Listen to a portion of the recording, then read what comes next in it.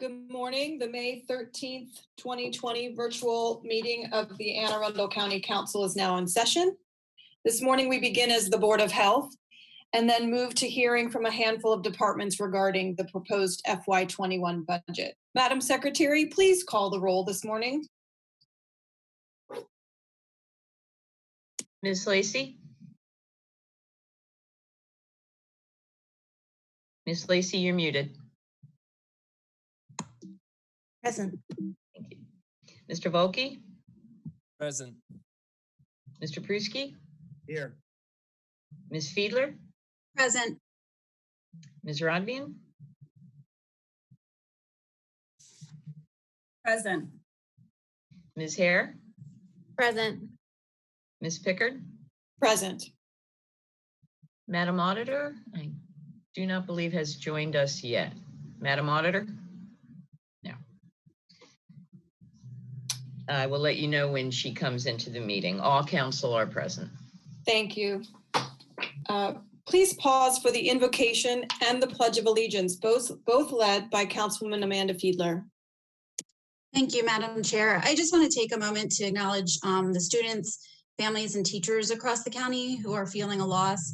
There's definitely no comparison to the loss of a loved one, but this is a different kind of loss that some are experiencing for the first time and some at a very young age. It's the loss of expected moments. Our preschoolers, fifth graders, eighth graders, seniors, and college graduates are learning to let go of some very big moments that they worked years and decades for. Our communities are thinking of creative ways to recognize them and to lift their spirits, but the loss is still there. I would ask my colleagues if we could all take a moment to silently pray for those families and students who are coming to terms with a different reality than they expected, that they know they're not alone, and that we pray that their loss creates their resilience, and that while our future normal may be different, there is always another day and a bright future.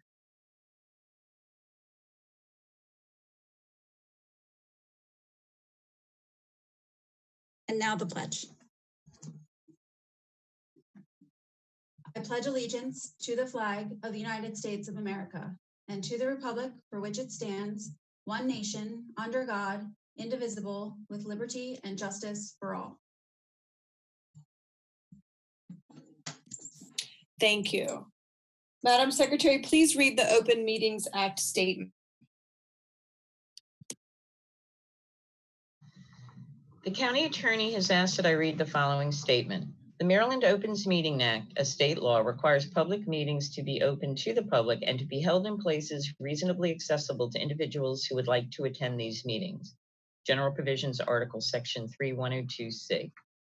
The virtual format of this meeting of the County Council is due to COVID-19 emergency and is necessary in light of the serious health risks associated with public gatherings, as well as the governor's various executive orders limiting public gatherings. While a virtual meeting of this type was not envisioned by the Open Meetings Act, steps have been taken to ensure that this virtual meeting includes alternate accessibility features that the Open Meetings Act Compliance Board and the courts have reviewed and approved, such as having a call-in number that allows anyone with a telephone to call and listen to the meeting, broadcasting the meeting with video and audio on cable TV and on the web, and allowing written comments to the legislation be filed with the clerk and considered by the council. The County Office of Law has opined that the public access provided by this technology makes this virtual meeting reasonably accessible to the public and therefore complies with the Open Meetings Act. Thank you very much. Is there any item any council member would like to place on the agenda at this time? Seeing none. Because this is a virtual meeting, we cannot provide reasonable seating facilities for the public or the news media, and we cannot physically be located in Annapolis, the county seat. May I have a motion to suspend Rules 3-103 relating to the location of meetings, 3-105 relating to reasonable seating facilities for the public, and 3-106 relating to reasonable seating facilities for the news media? Councilwoman Rodvian, so moved. May I have a second? Lacey, second. Thank you. Madam Secretary, will you please call the roll on this motion? Ms. Lacey? Aye. Mr. Volke? Aye. Mr. Pruski, Aye. Ms. Fiedler, Aye. Ms. Rodvian, Aye. Ms. Hare, Aye. Ms. Pickard. Aye. 7 in the affirmative, none in the negative. The motion to suspend rules 3-103, 3-105, and 3-106 is passed. Thank you. This is Allison Pickard, District 2, Chair of the County Council. We will now be sitting as the Board of Health. We have a presentation by Dr. Kalyana Raman.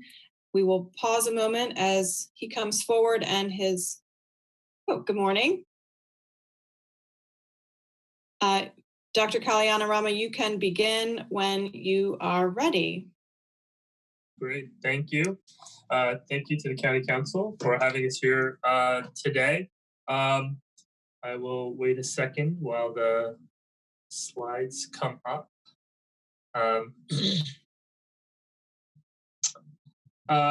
We have a presentation today. We are not going to go through the entire slide set in light of the way that we are meeting. Usually we would provide supplemental printed material, but barring that, we've included that supplemental material as part of this presentation packet.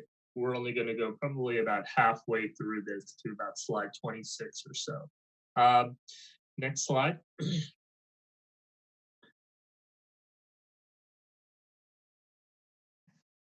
So we would like to start with the mission and vision of the health department. Our mission is to preserve, promote, and protect the health of all people who live, work, and play in Anne Arundel County. And our vision is one of a vibrant Anne Arundel County with healthy people and healthy communities. Of course, public health is very much in the public eye at this point, given the COVID-19 pandemic that we are under. And I think it's helpful to remember that while it is very prominent at this moment, this is our mission and vision are always a guiding principle for us in all of the work that we do. Next slide, please. I want to mention the key staff who are a part of the health department. I'm happy to note that as of Monday, our leadership team is finally complete. Tony Gedden, our Deputy Health Officer for Public Health, started this Monday, being dropped into the fire, so to speak. But also want to note Sean Kane, our Deputy Health Officer for Operations, Billy Penley, our Chief Financial Officer, and you'll have the opportunity to hear from her later this morning. Sandy O'Neill, our Director of Behavioral Health Services, Becky Asher, our Director of Disease Prevention and Management, and I want to particularly thank her for all of her work. The COVID-19 work falls under her department, and she has done amazing work, as of her staff, in leading our response in the county. Don Curtian, our Acting Director of Environmental Health, Karen Siska-Creel, our Director of School Health Services, Tom McCarty, our Director of Family Health Services, Ellen Jones, our Public Information Officer, and finally Crystal Coldiron, who's also new to the department, about 6 weeks now, who is our Director of the Office of Assessment and Planning, and many of you have seen her in her work leading the Health Equity Initiative for COVID-19 for the county. Next slide, please. I'm going to start with a very brief summary on COVID-19. Just as a note, I'm going to move fairly quickly through these slides, and I'm happy to answer questions as they arise or towards the end. But I also want to be mindful of time, so please do ask questions. COVID-19, we've talked about, is a new virus to humans. It was first discovered in China in December 2019, and we had our first case in the United States on January 20th. At the Department of Health, we began our planning in early February with the full knowledge that this would be arriving in Maryland at some point within the next few weeks to month. And we actually instituted our incident command structure on March 2nd, in advance of the first case in Maryland on March 6th. And that was done in response to the fact that we were testing in the state of Maryland. There were only a few tests, but once testing was initiated, it was clear that positive results would be found. And we had our first case in Anne Arundel County on March 11th. As of May 11th, when these slides were prepared, we had over 2,400 cases and 110 deaths. And what we're really looking to do is make sure that we're flattening the number of both new cases and new deaths in the county, so that we can look towards the reopening. And I know that the governor will be speaking about that later today. Next slide, please. The main areas that we are looking at in terms of not just what we're doing now, but particularly what our response will be over the coming months and years is around education, testing, contact tracing, case management, particularly as a part of contact tracing, isolation and quarantine, our call center, how we're providing information to the public, community, business, and agency guidance, and that's been a key part of our response.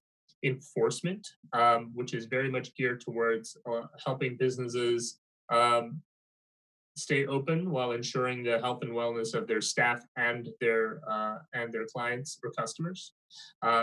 Mental health, and then a strong focus on vulnerable populations. This slide alone could be an hour talk, and I just breezed through it in a minute, so I'm going to continue, but if there are questions, we're happy to answer them. Next slide. In terms of the Department of Health, we've had to reassign over 150 staff to new functions. So we've created new divisions of work that didn't exist prior to March. And we are creating new positions to continue the work once staff return to their current positions. And this is going to be a critical part of our response. We know that between all of the items that I mentioned in the last slide, that is a significant body of work that just frankly didn't exist prior to March. And we're going to have to be able to continue that work on an ongoing basis over the next few years, regardless of whether there's a vaccine or a treatment, until there's some sort of change in the trajectory of this virus. And I think the other key point is that this is a rapidly evolving situation. Our biggest challenge is not just keeping up with new developments in terms of knowledge, technology, principles of public health and treatment and care, but also in how we are flexible enough as a Department of Health and as a county to be able to respond to those changes. Next slide. I want to switch over to our Healthy Anne Arundel Coalition. This is something that we talked about at our previous Board of Health meeting and have talked about since then. And it's really a critical part of the work that we as a Department of Health want to undertake. It's a countywide collaborative led by the Department of Health that includes faith-based institutions, community organizations, economic development, federally qualified health centers, hospitals, and county government agencies. And its goal is to identify and address priority health needs. And it aligns the resources within each member organization to achieve that common purpose. And the real idea behind this is that each of these institutions and organizations are working on different issues. And one of the biggest challenges we have is when we're working across purposes or even in parallel and don't realize it. And we can move a lot further if we are coordinated at county level around what those priorities are, and then make sure that we invest resources in that. Next slide, please. This was relaunched after a 3-year hiatus, and we had our first meeting of the Guiding Coalition on February 6th. We had a community meeting scheduled for March 27th that was to develop the priority areas through input from the community members, and obviously it was canceled due to COVID-19, both for purposes of being unable to meet, but also because COVID-19 has to some degree scrambled our ability to even implement any of these priority issues were we to select them. Next slide. As part of this work, and this is something we talked about at the last Board of Health as well, we have health equity as a core part of our work, not just at the department, but as part of the Healthy Anne Arundel Coalition. Our goal is to identify disparities by income, race and ethnicity, and geography, and address those key drivers, including poverty and racism. And we're going to show some data in a minute to illustrate what that looks like. And then our goal really is to implement targeted interventions. It's to provide additional resources, much as we have in the healthcare setting. We deliver additional resources through hospitals to people who are sick and who need it. the idea is the same thing in health equity. For populations that are having worse outcomes, how do we deliver additional interventions to those populations? Community engagement is a core of this work, and it includes affected communities and building solutions, and that's where the community representation part is. And then looking at our social determinants of health and how we integrate those into our work. So in the next few slides, I'm going to show you a little of what we were looking at as part of our Healthy Arundel Coalition. We looked at life expectancy by Census Tract across the county. And what we found is that there are some stark differences in life expectancy as you go around the county. The worst performing Census Tract life expectancy of 71 years. The highest performing, 86 years. And between those two, it's a 15-year gap, and those two neighborhoods are separated by about 15 miles. And that's a really stark difference, and it's one that we need to understand and explore in order to address it. Next slide, please. And that's where the social determinants of health come in, and looking at how those are drivers of life expectancy and other health outcomes. So looking at our healthcare system, community and social context, food, education, neighborhood and housing, and economic stability to help understand what it is that we need to do. Next slide. So we looked at a few of these factors and looked at education. So percentage of folks less than a high school education. Those are the darker areas for the green map. Economic stability with darker areas with lower median income, and then racial and ethnic minority, darker areas with higher proportions of those groups. Next slide. And when we do an analysis and we lay those maps on top of each other, what we see is that race and geography impact people's access to income and education. And really those are the drivers of life expectancy. And what that tells us is that we have the opportunity to intervene by addressing those the access to income, by addressing that access to education, and understanding how geography and race are limit access to that. And I think it's really a key part of the work that we're doing, because when we look at health, we know that only about 20% of what produces health outcomes is delivered in the healthcare setting. In the public health sector, we are trying to push that other 80%, and that is throughout the course of a person's lifetime. And so we need to think really broadly and over long ranges of time, not just what's going to happen in the next year or two, but what's going to happen over the next decade or two, to be able to push this equation in a direction that we want. Next slide, please. At a very concrete level, we have been looking at health equity in the context of COVID-19. And what we've seen, and I'm going to show you data on that in a second, but what we've seen is that we need to be able to target information to all groups so that information and opportunities get to everyone. We've looked at racial and ethnic disparities in outcomes, and I'm going to share that in a second. We have targeted educational material and distribution channels.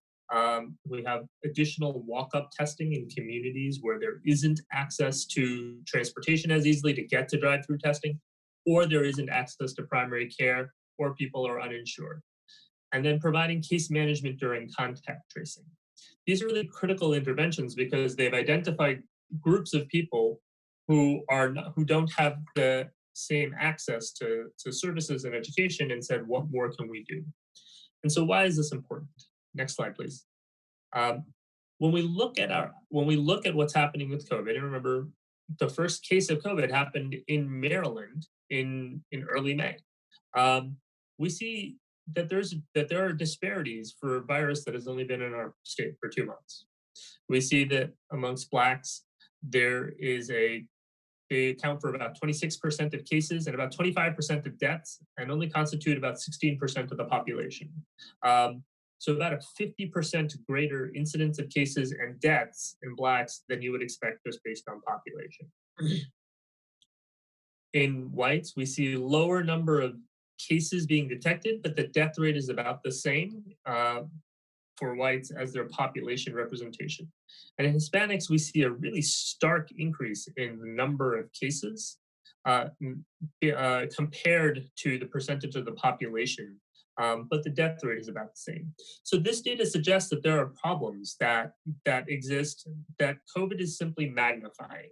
COVID is showing us that those inequities that exist within that lead to poor health outcomes are manifesting again in COVID-19, and that's the reason we need to pay attention, and particular attention to this area. Next slide, please.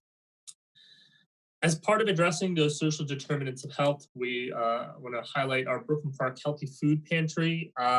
This is one of those programs that was identified as necessary. So food access in the Brooklyn Park area has been an ongoing concern. The Brooklyn Park Food Pantry has been open for a little over a year now.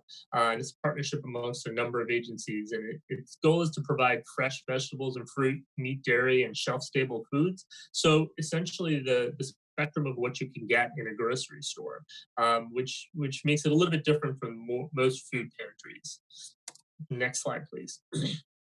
And what we saw is that from May to February 2020, we had about 53 families a week, 177 residents served through that. In the past couple of months, because of COVID, we've seen a significant increase in the number of families each week, 86 families, and a reach of 365 residents, so nearly doubling the reach of who needs these services. And that certainly comports with what we're seeing around the county in terms of food need. In particular, I want to highlight that our grant to provide these services was extended by the CHRC, the Community Health Resources Commission, and we were just awarded a new food pantry site in Annapolis in partnership with the Housing Authority there, which I think is really critical as we look towards how we affect these social determinants. Next slide, please. Along that same idea of social determinants and access to care, our REACH program, it works with uninsured in the county to connect them with medical providers and specialists at reduced fees so that they can get necessary care. That looks like both primary care specialist and emergency room visits. And our goal is to add another coordinator so that we can serve an additional 350 people, because what we've seen is that the demand far outstrips our capacity at this time, and we need to be able to coordinate those visits. Next slide, please. Thank you. Along that line of bringing services to where people are, our Wellmobile has been really just a phenomenal success. It launched just a little over a year ago, sorry. And it provides timely access to medication-assisted treatment with buprenorphine.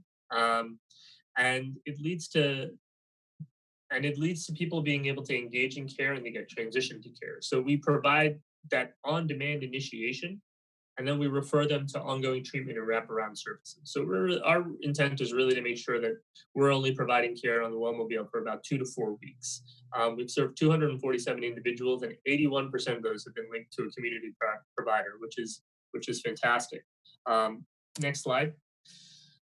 During COVID, we've had to go virtual. Our normal operations were 2 days a week in Glen Burnie, and we were actually funded an expansion for 2 days to add 2 days a week in Annapolis.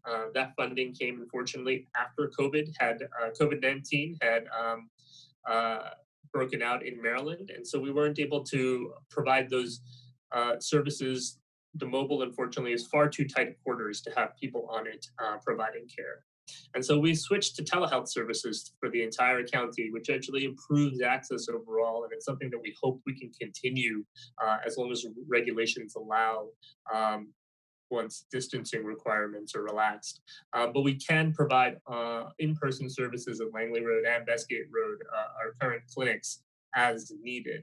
That OOCC funding only lasts through the end of the year, and we know that a commitment to funding the Wellmobile is critical, and particularly for a program like this, making sure that we diversify funding across a variety of streams. Next slide, please. Want to discuss our gun violence intervention team. the Gun Violence Prevention Task Force met during 2019, identified gun violence as a public health issue, and a preliminary report was published in 2019. We're on track to publish our final report later this month. We're in the process of editing that. And as part of this work from the preliminary report, we formed a gun violence intervention team to address gun violence as a public health issue and to be led by the Department of Health. Our goals are to make sure that we're assessing those recommendations from the report for feasibility, impact, and cost, and then making decisions about what we're going to implement and how we're going to do that, particularly with an eye towards making sure that we're collecting data, understanding the impact, and understanding the outcomes. We're engaging a range of agencies to evaluate and implement these recommendations. This is a multi-agency effort. This requires us to coordinate work, and we're trying to really touch this issue from a lot of different angles. And in order to do that, we're really framing it from the social ecological model. And what that is it's a CDC, the CDC amongst others uses that model to understand complex public health issues and understand that any of the drivers of, in this instance, gun violence, but other complex issues occur at multiple levels, at the individual level, relationships between individuals, at the community level, and then at the societal level as well. And so our goal is to make sure that we understand the recommendations through that lens, and then look at how we implement the recommendations through those different levels of our society. Next slide, please. Thank you. Suicide. This was something that was highlighted by the County Council as a resolution to address suicide. This was in January, and I wanted to note that there are a few items that are moving through that will particularly target this issue. We continue the work from our youth suicide report. That was a report that was produced in 2018. We provided an update in 2019, and we are working towards producing an update in 2020. As with so many of the things, our timelines have been scrambled by COVID-19, but that will be out at some point. And that youth suicide report looks at 4 main areas: family life and safety in the home environment, special populations at risk, identifying communities at risk, and then the role of social media and cyberbullying. There are also a number of mental health initiatives for older adults. The gun violence intervention team in particular will have a focus on suicide, as it accounts for over 60% of gun deaths. And concerningly, gun attempts at suicide, we know, are completed at very high rates, meaning that people, there isn't really a way to come back from those types of injuries, as opposed to other suicide attempts. And then lastly, is the mental health task force being done in partnership with the Mental Health Agency and the Arundel County Public Schools. That has been ongoing that was planning prior to this academic year, but ongoing since the beginning of this academic year. And the goal is to prioritize initiatives and implement recommendations that come out of that task force. Particularly, that is geared towards mental health issues, including suicide for our youth. Next slide, please. And then I mentioned mental health as part of COVID-19, but we also know that at the community level, we talked about crisis and mental health issues a lot, and I think that's a real strength of our county. Our crisis response services focus on crisis stabilization to alleviate the need for increased level of care and intervene early. Our warm line averages a little over 2,000 calls a month, and we've seen over a 22% increase during the past few months during COVID. Our mobile crisis teams this year have seen an increase in calls to schools, obviously through March when schools were closed. And our crisis intervention teams are really designed to reduce hospitalizations, incarcerations, and homelessness. So intervening early with mental health issues to prevent those downstream issues that are both more traumatic and more costly. Crisis also does a lot of care coordination to eliminate barriers for vulnerable populations and are oftentimes a point of contact for individuals who are homeless, and connects folks to treatment resources and benefits. Next slide, please. As part of that work, jail diversion is a key part of what they do. This was established about 5 years ago, and it's a pre-trial jail diversion program that for people who screen positive for mental health and substance use disorder. They develop a plan of care in cooperation with criminal justice, and overall, it's about a 7% recidivism rate over the past 5 years, which is an excellent result. Next slide, please. Hospital diversion is also a part of this and provides support to the most vulnerable residents who do not meet inpatient criteria. So very often we've had conversations around people who have mental health issues, but they're severe enough to need a higher level of care, but not severe enough to qualify for hospital admission. And so this program really works closely with those individuals to develop and coordinate plan of care and to reduce homelessness or incarceration, which are often sequela of these for these individuals who aren't able to get the level of care they need.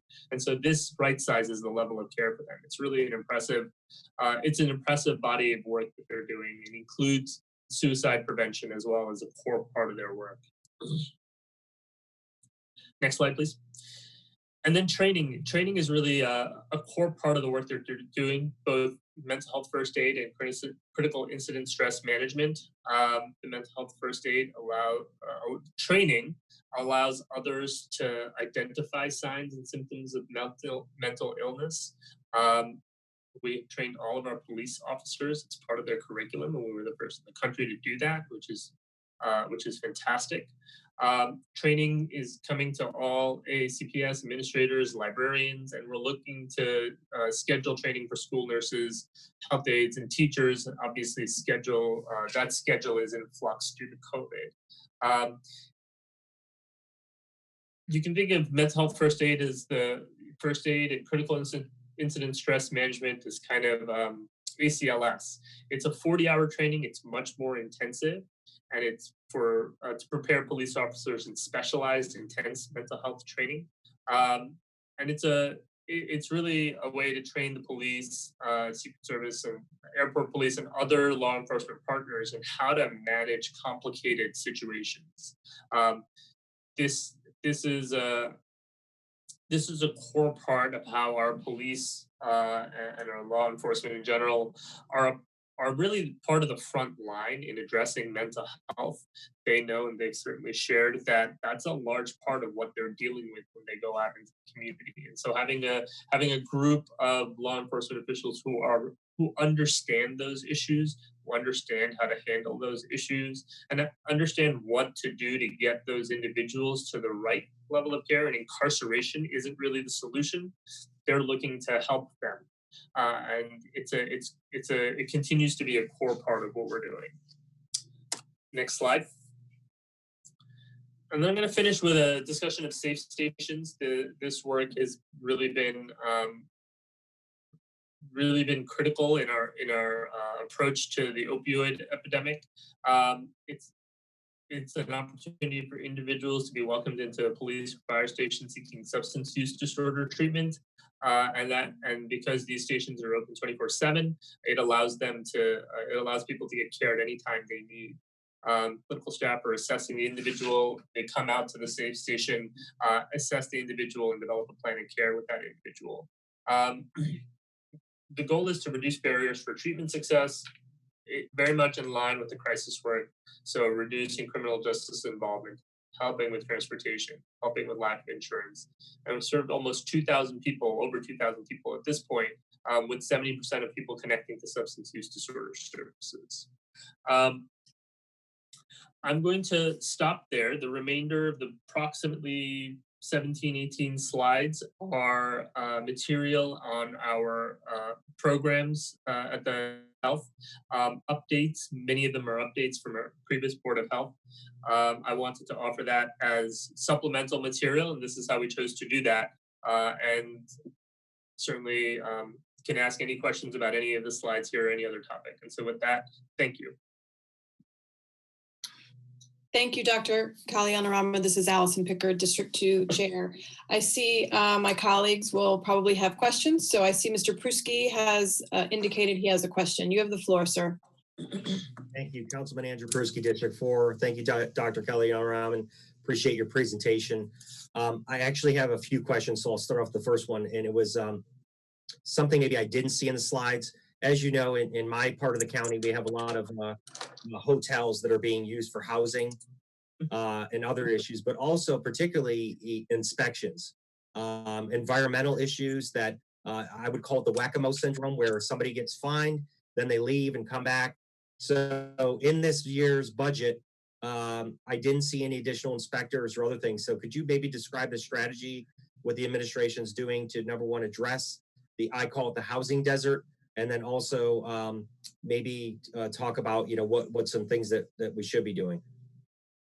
Okay, so that's an issue that we've been working with the health department and other agencies to look at how we can holistically address the issues that you're talking about.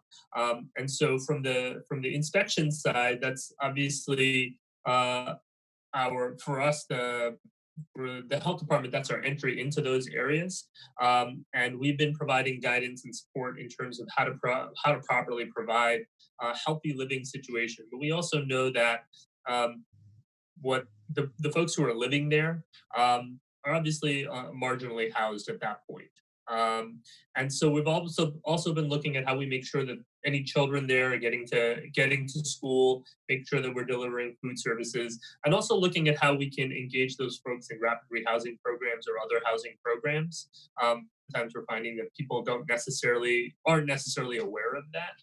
And so between the Partnership for Children, Youth, and Families and DSS, there's been a lot of emphasis in identifying and engaging with those individuals to provide those services. That only addresses, a subset of them, but that does at least help to address some of that issue. Thank you, Councilman Andrew Pruski, District 4. I appreciate that response. And certainly we have some legislation that's in front of the council to deal with affordable housing so that these folks could have a spot. And I'm sure there'll be more discussion. Another follow-up based upon your presentation, I certainly think that Anne Arundel's COVID-19 plan has been laid out. I know that we made some purchases for PPE. We've been coordinating with the hospitals, other things. One of the things that I would like you to address, though, is if there's another spike, which may occur, as we're opening or things happen. I frequently hear from some constituents that, why do we spend all this money adding capacity? And of course, I remind them too that, that these are projections and you have to prepare for a surge. Now, if the surge never comes, that's all great news. But I was hoping you could address overall why we're investing in some of these things, and then also, can they be used later on? What are we learning from this? And how else are we prepared for a future spike? If you could address that. Thanks again, Andrew Pruski, District 4. Yeah, this is Nilesh Kalyanaraman, Health Department. So a couple of things. Our response has really been geared towards the word "and." So we are building out hospital capacity in case it's needed. We're building out testing capacity. We're building out contact tracing, education. So really, this is the visible part of what emergency preparedness looks like. It means that we're ready for the worst case scenario. We as a county and as a state had a really strong response to it, and we didn't have to engage that markedly increased capacity. That's a good thing. What it means that is if we have another spike, we have the template for how to ramp up that capacity quickly. And hospitals are going to have to be able to manage that, because what's different about this situation than previous types of emergencies is that typically emergencies were concentrated in one geographic area. You could pull support from other parts of, whether that's the state or the country. In this setting, that's not available. Because everybody is going through the same thing at the same time, we had to be able to every hospital has to be able to expand their capacity. And that's why it looks different as a response. One thing that we're going to have to expect going forward is that there are going to be upticks in cases and downticks. And part of what we're doing at the health department is we're really looking at what are our metrics, and we're in the process of drafting that for how we how we loosen restrictions, and then also what are metrics, or what are the guideposts that tell us when we can loosen them, and also the guideposts that say that we need to tighten them up. Because the big challenge we have is that, and we've seen this in other countries, other states, is that there's typically somewhere around a 2 to 4 week lag from when you start to see an uptick in cases to when you start to see the deaths. And so we need to be able to follow that data, understand it, and then make those decisions. Because once that infection gets rampant, it takes a while for it to come back down again, and there are a lot of deaths associated with that. We've seen that very clearly in our most vulnerable populations, nursing homes. Once again, that's happened in this county and other counties as well. And so part of this is understanding that we have to have excess capacity available overall to be able to handle these spikes when they come. Thank you for the response, Andrew Pruski, District 4, and I'm going to make one last comment and turn it over to my colleagues. I frequently get people emailing me that they own a small business and they're struggling, or somebody's unemployed, or how that works. I think that if Anne Arundel or other counties are directed by the governor to go on their own, that we also work with economic development and other things to think about new business models. Give you an example. A store is used to people coming in. Well, put your merchandise online and you have no contact pickup. I mean, is economic development or other folks providing another model for them to continue business, but in a different way? Because certainly I think we all understand social distancing. We understand kind of the requirements that we are from a public safety piece. But I also think we need to do a new paradigm. Businesses can be open if they look at, putting merchandise online, other things. I know some restaurants closed and then reopened, but I hope that discussion is occurring with our economic development folks to support them and think a new way where we can continue doing what we're doing. Thank you so much. Yeah, Nilesh Kalyanaram, Health Department. So economic development is looking at how they can support businesses, particularly smaller businesses, both through guidance for how to operate, but also providing support in changing business models, as you note. And so that conversation is ongoing, and I know that we're looking for something from them in the next few days around what this looks like, that concretely what this support looks like. Thank you. I believe Ms. Fiedler was next. Thank you, Madam Chair. Amanda Fiedler, District 5. Dr. Kay, thank you for your presentation. I have a few questions. I'll just ask one for right now and then give the floor to my colleagues. You mentioned that we were using some positions in the health department, shifted them to COVID-related jobs, and would need to add positions to kind of shift around in the department. Can you just share where we pulled employees from within the department, what they are doing on the COVID-related issues? Sure. So we have reassigned folks from almost all of our departments, but the major ones have been internal to the Disease Prevention and Management Bureau. People have been reshifted within that. A large number of school health staff have been reassigned, and that's probably the biggest bulk of individuals that we've reassigned. And then also environmental health staff have been reassigned. That's where the major numbers have come from, but every bureau within the health department has contributed individuals, particularly as we had to scale back some of our services in this context. That freed up other individuals to be able to be reassigned. Okay, and has it, sorry, Amanda Fiedler, District 5, just a real quick follow-up. Has the shift impacted, I know environmental health, I saw some emails about a delay in getting out to certain inspections related to permits and septic. Is there any other area, obviously the school nurses are not in the schoolrooms anymore, but those other areas, has their shift in what they're doing on a daily basis affected that department? Yes. So the Nilesh Kalyanaram, Health Department. So that shift, You mentioned a few of them with environmental health and inspection, school health, obviously. Our vaccination programs has really ground to a halt as well because of the direct contact involved. Our behavioral health programs, it's much harder to do that outreach and engagement. And so some of that is happening virtually. We're giving Narcan out by request, but a large part of that is training. Our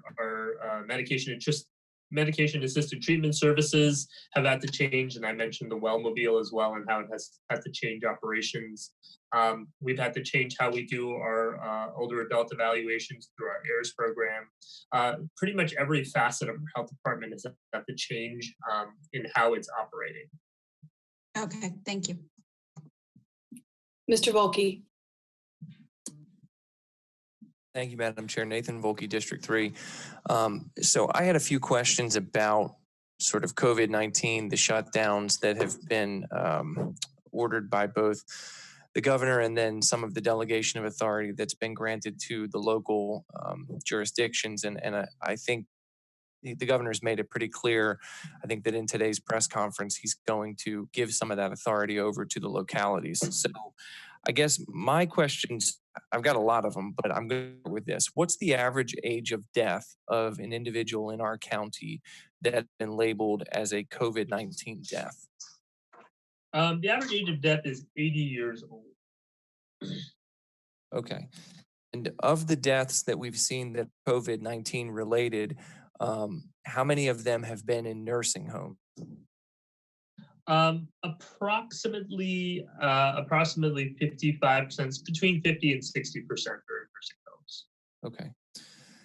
And how is it that we're sort of keeping healthy people, nursing homes, those populations segmented? How are we ensuring that we're not kind of mixing those two really vulnerable populations? I mean, specifically the nursing home population.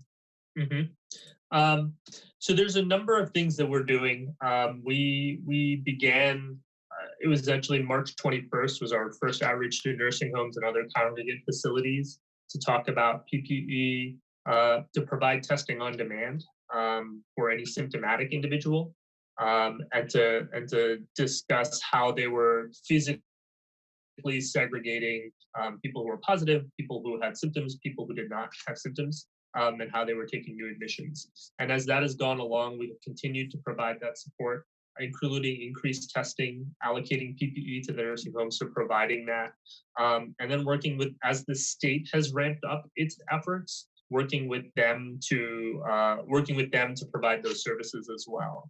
A big part of what shifted overall is our understanding that asymptomatic individuals can transmit COVID-19. And that really, when you think back to the mask piece, that was probably the most visible time we talked about that, but it was also in nursing homes that produced a shift in who we were testing. We weren't thinking about testing asymptomatic staff or residents. And so that started to shift. And we're pushing right now for asymptomatic testing of residents and staff.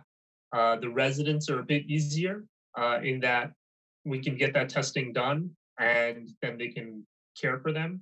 The staff is harder because we need to have backup staffing in place once that happens. And so we've been working to make sure, and I just communicated with the state today with their National Guard task force on this, around which nursing homes are ready, have staffing in place to get testing for staff, and which just need additional assistance. Okay, thank you. I'll hold the rest of my questions for the next. Ms. Rodvian?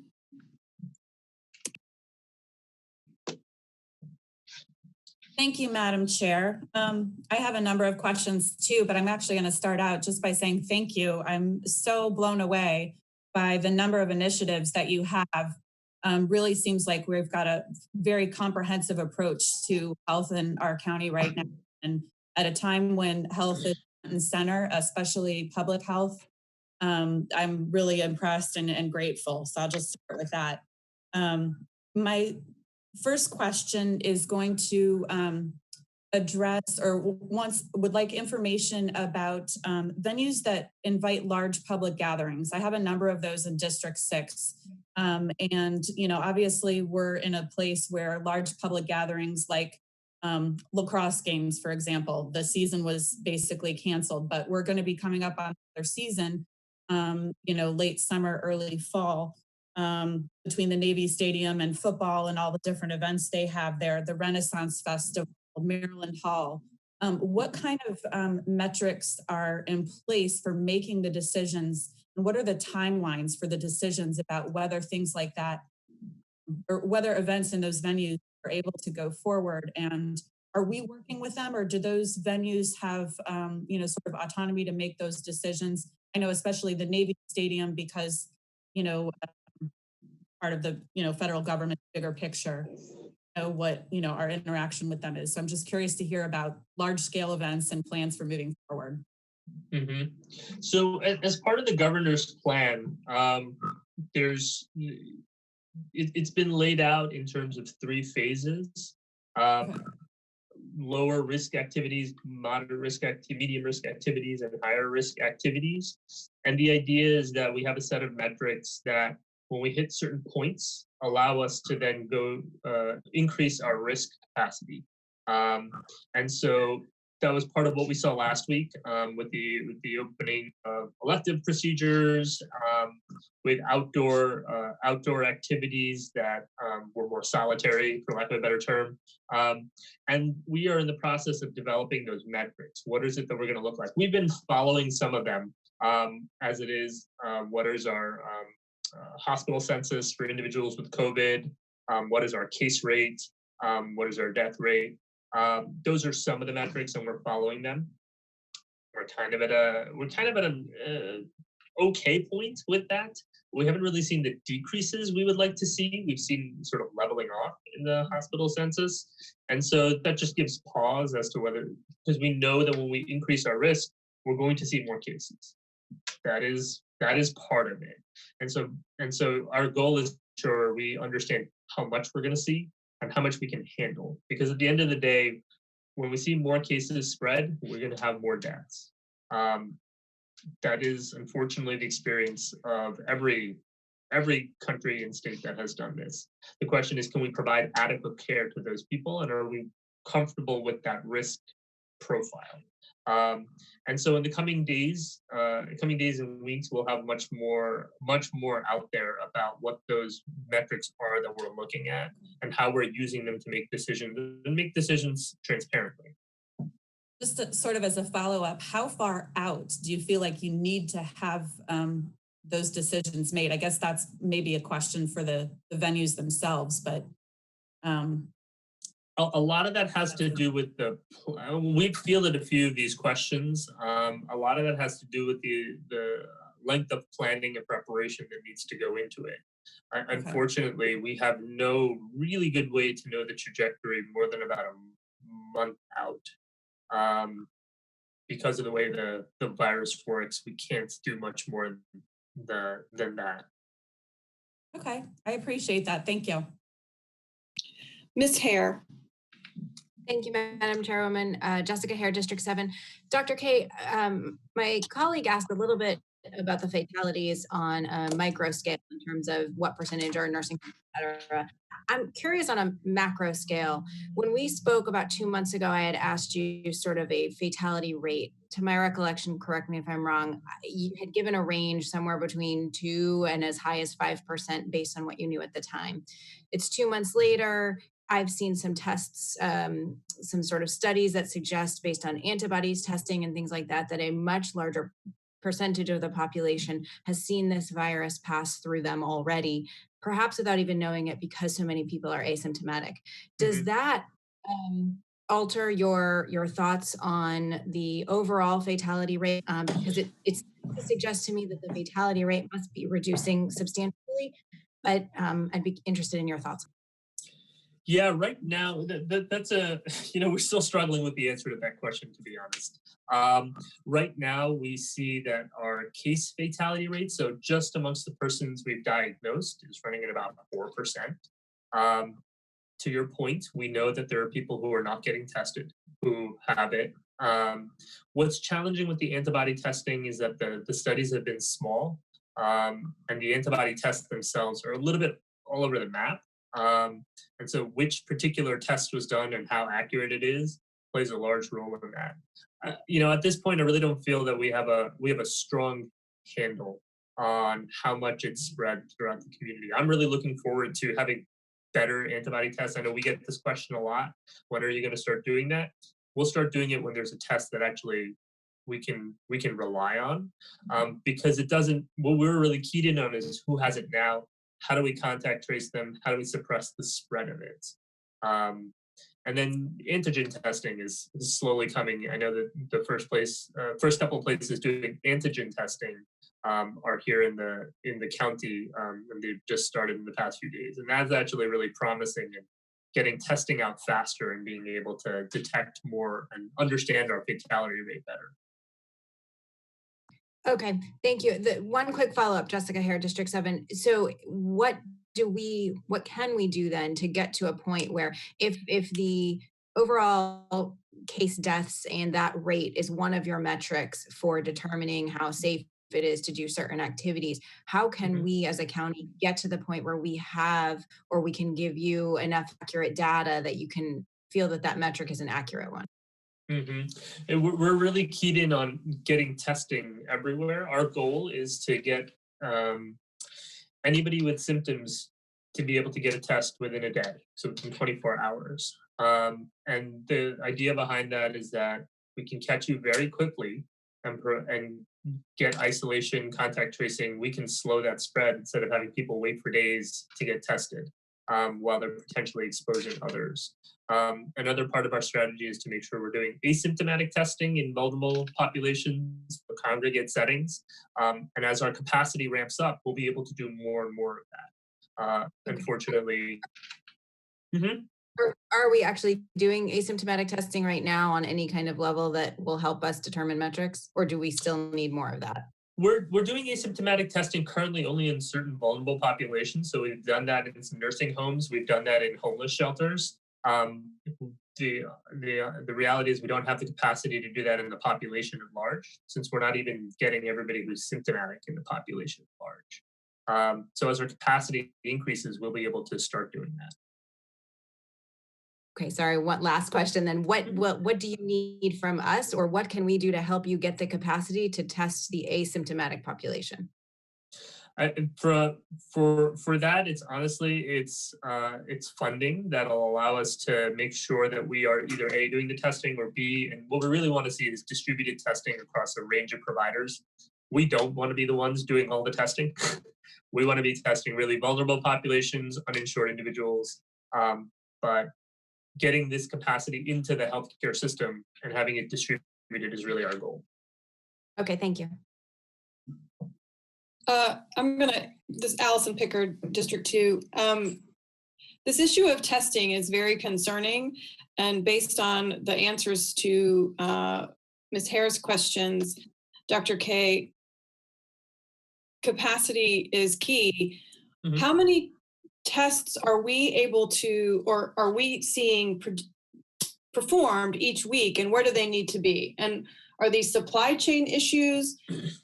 What are real, because we talk about we can't test these people, we don't have the capacity. So how do we get the capacity? Is it just supply chain issues nationwide? It's a massive supply chain issue. Every single county, state is fighting with every other one to get what limited testing capacity is. And as it ramps up, we get more and more. So we get more and more each day. But when a company announces they can do 20,000 more tests, we'll get a fraction of that, right? We'll get a few hundred more because everybody's getting a few hundred. So we don't really, there isn't a magic bullet. We've been going at this hard since day one. And kind of every time we think that there's a real magic bullet, it turns out that we're sharing it with a lot of other people. I wish I had a better answer for you, honestly do. We're going to just keep pushing on that. In terms of the number of tests that are done across the county in a week, it's somewhere on the order of about 2,000 to 3,000 are being done a week.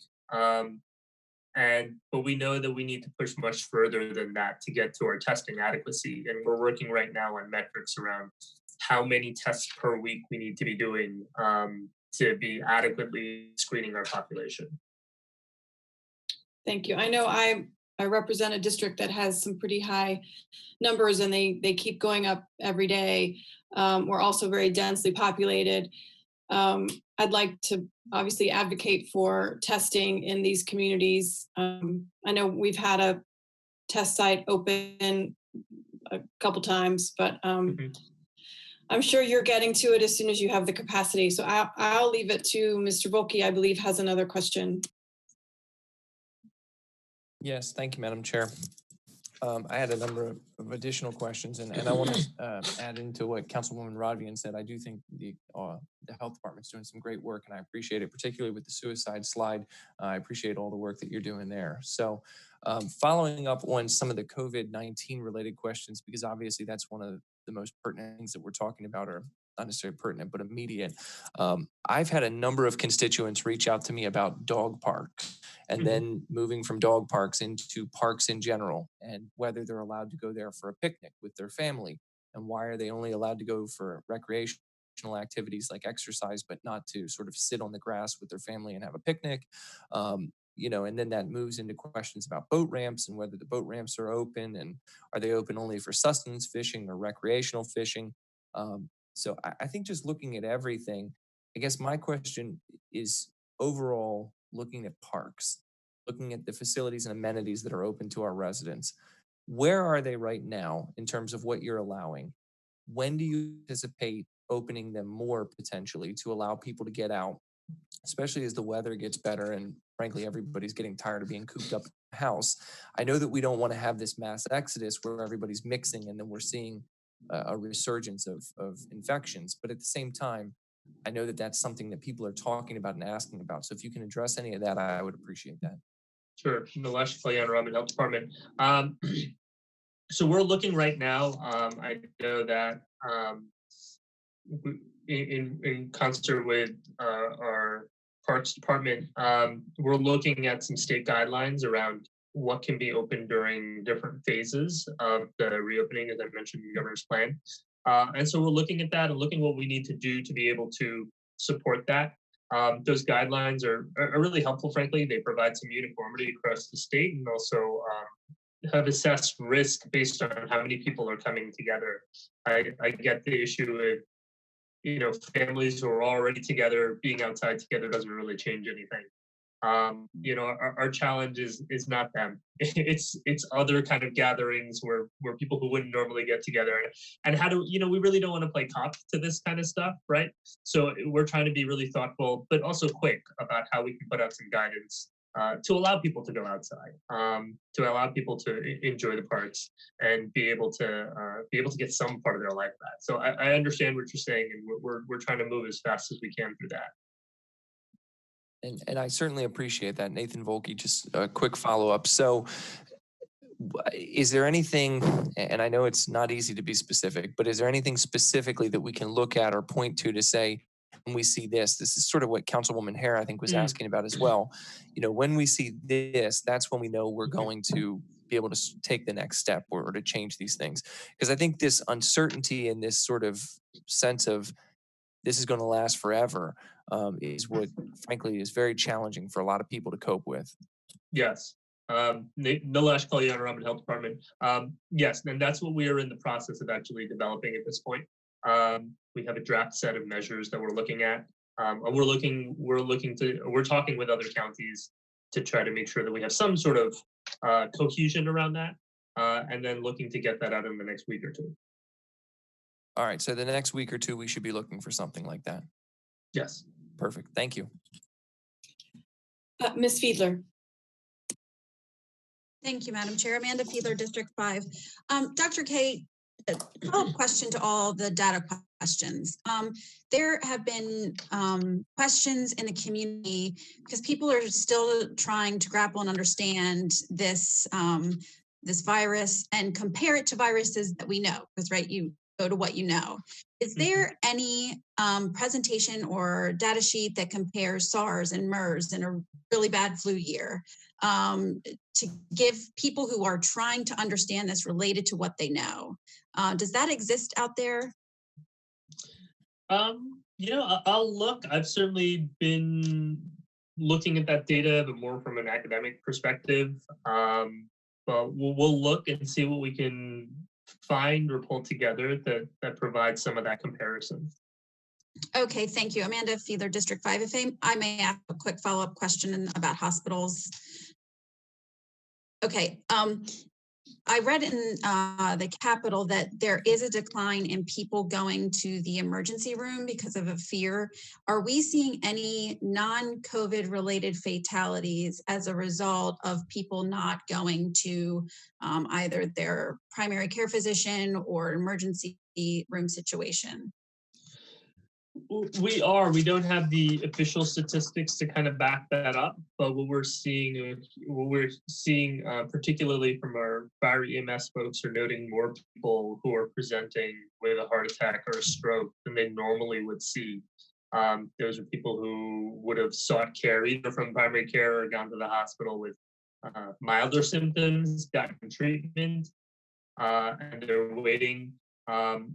We're starting to see an uptick actually in the hospital volume, moving back towards people getting the care in a more timely manner. And so we'll see what that EMS trend is. What I was telling you is kind of what we've been seeing up until a few weeks ago. So hopefully we're starting to reverse that trend. But I believe that there are statistics will show an increase during this time when we get that data. Thank you. Mr. Volkey. Thank you, Madam Chair. Nathan Volkey, District 3 again. So just kind of continuing on what does the guidance look like? What do the metrics look like in terms of reopening? So similar to what Councilman Pruski said, I have lots and lots of constituents who are reaching out that are small business owners saying, when is this going to kind of change? And I know that, as I referenced earlier, I think the governor sounds like he may put some of that authority into the local jurisdictions' hands. And then yesterday, the county executive came out and said that he's going to be relying heavily on you, particularly for your expertise in public health and in health care, to be able to advise on when that would be appropriate. And then I've seen some other things that suggest that the big 8 jurisdictions have all sort of banded together to indicate that they're all going to move in concert to ensure that we don't have one sort of leading the pack and then others, causing more of a problem or something. So with all of that context and knowing that, I guess I'm just still coming back to this question of what should we be telling business owners and people in our district in terms of what the health department or what the health officials will be looking at to see when that suggests it's okay to start easing some of the restrictions or moving forward in the phase 1 of what the governor has laid out in terms of allowing maybe some more gatherings and people going out, things like that. So anything that you can offer on that, I'd appreciate, because I know that's something that I hear a lot about. Nilesh Kalyanaraman, Health Department. I can offer you the general areas that we're looking at, since we haven't finalized the details on any of this. But the general categories we're looking at is in terms of hospital capacity. Do they have the capacity for the COVID cases, both in their regular floors and in their ICU? Do we have the testing capacity, enough testing occurring in the community to be able to detect the virus? Do we have the capacity of care? So do we have the contact tracing in place to be able to trace every case? And I will note that we as a health department have traced every single case in this county since day one. And we're the only county to have done that of any size in the state. Making sure that we have case management to support that contact tracing and isolation and quarantine. That's been a critical part of that. And we're seeing that at least 20% of folks need some sort of assistance, food, housing, transportation, other things. If we don't provide those people won't stay isolated. And this part falls apart. So that's a key metric. And then looking at PPE, do we have enough PPE? Particularly not just for now, but do we have enough PPE if we hit some sort of increase in cases are we able to manage that? We saw a lot of the PP issues that surfaced, and they're still there, but in much lower forms, and the challenges that those pose to providing care. And then lastly, from an equity perspective, are we getting testing and care into the communities that are being harder hit? We're seeing particularly retail workers who don't have the opportunity to distance. Those are people where virus transmission is much more easy. So how are we getting testing and supports in those communities as well? So that's the broad landscape of what we're looking at. And we'll have more details in the next, as I mentioned, the next 1 to 2 weeks. Okay, thank you, Nathan Volke again. I'll follow up, but I see others have questions, so I'll wait. Ms. Rodvian, you've been waiting. Thank you. Thank you, Madam Chair. Councilwoman Rogers, 6. My question for Dr. Kalyanaraman is with respect to the detention facilities that our county oversees. I go to the superintendent, but I'd ask you for your perspective as well in terms of how are we having any issues? I know that a lot of protections had been put in place, a lot of protocols have been put in place, and are they working? Have we been successful? Nilesh Kalyanaraman, Department of Health. So we've been working with county corrections since day one. Bill Martin was very proactive in figuring out what we can do. I'm really happy to say that corrections has put into place a pretty strong program of managing. It's not just the inmates, but the staff as well. There's a 14-day essentially intake hold and an exit hold, so that people, if they develop symptoms or not with others, testing is available on demand. I mentioned that we provide that to congregate settings. Our correctional facilities are part of that, so we provide testing on demand to any inmate who needs it, and WellPath, the contractor, has now picked up that capacity as well. Same for staff, cleaning protocols are in place. So it's been a really strong program. We haven't had outbreaks at our correctional facilities, and I think that that's a strong sign. We will of course get a case there at some point. It is inevitable, but all of these measures are meant to slow down, and they certainly have been doing a good job. Okay, thank you. I appreciate the update. Councilwoman Lacey. Thank you, Madam Chair. Dr. Kalyanaraman, can you speak to any specifics or strategic planning around reopening in-home cares and early childhood child care centers? Because the economy, if it's reopening, you're moving from essential to non-essential workers. We've got plenty of families where both parents are working. With school being out, you don't know if you're going to have camps. I mean, it's very complicated. And I haven't seen anybody speaking about how we're going to try to reopen in an organized fashion, but it has to be part of the discussion. So who should be talking about this, and what kind of coordination should we be expecting and following? Nilesh Kalyanaraman, Department of Health. That's a really great question. As a side note, I told my kids they couldn't come in this room for the next hour and a half. So we're all struggling with that issue. I locked my door.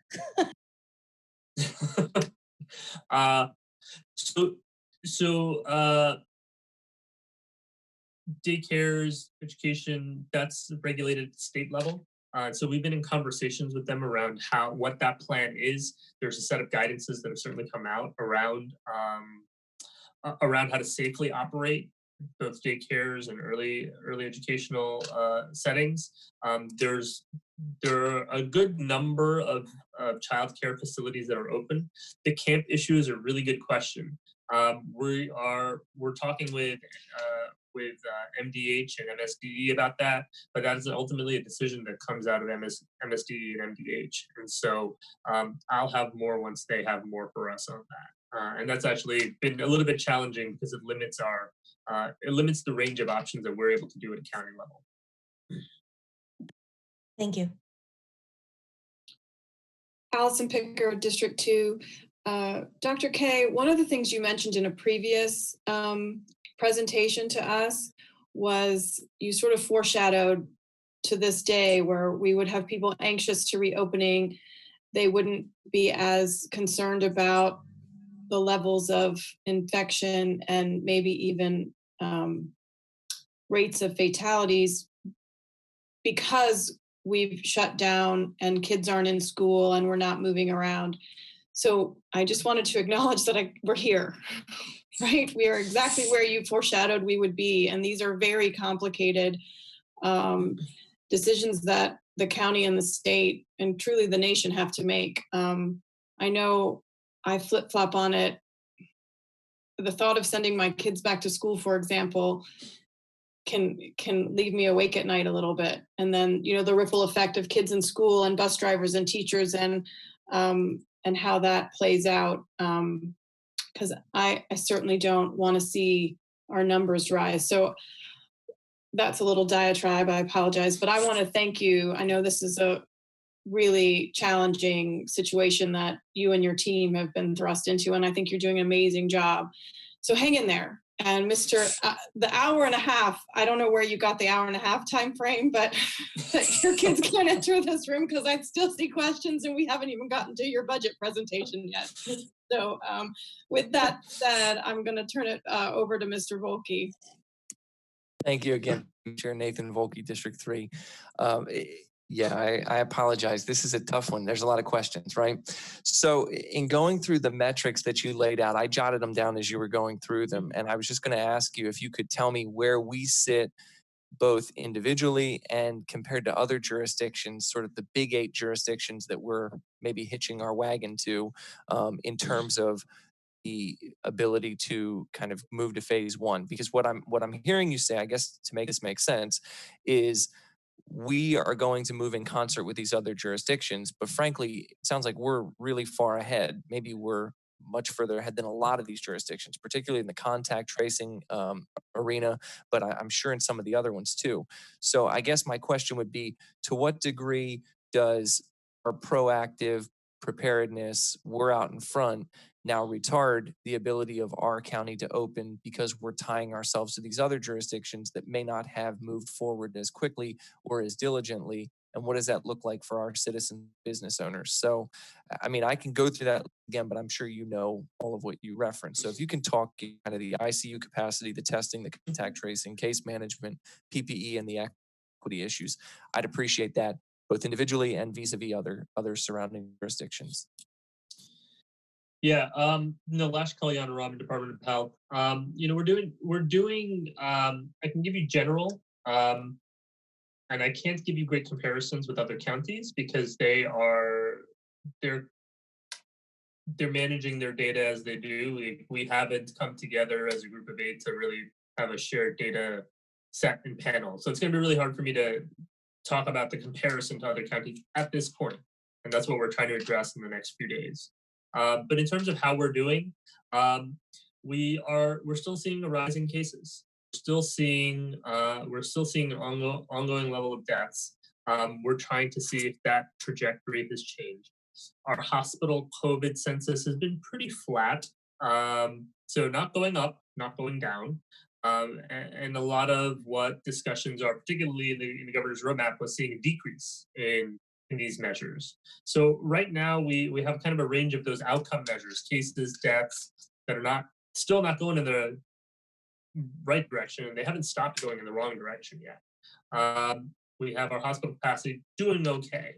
We don't have the number of tests we need yet to be able to successfully say that we're going to catch everybody we need to catch. We have the contact tracing, and we have the contact tracing not just now, but the capacity for increases in cases. And so we're in really good shape on that. And then in terms of the equity, we've been pushing ahead on that.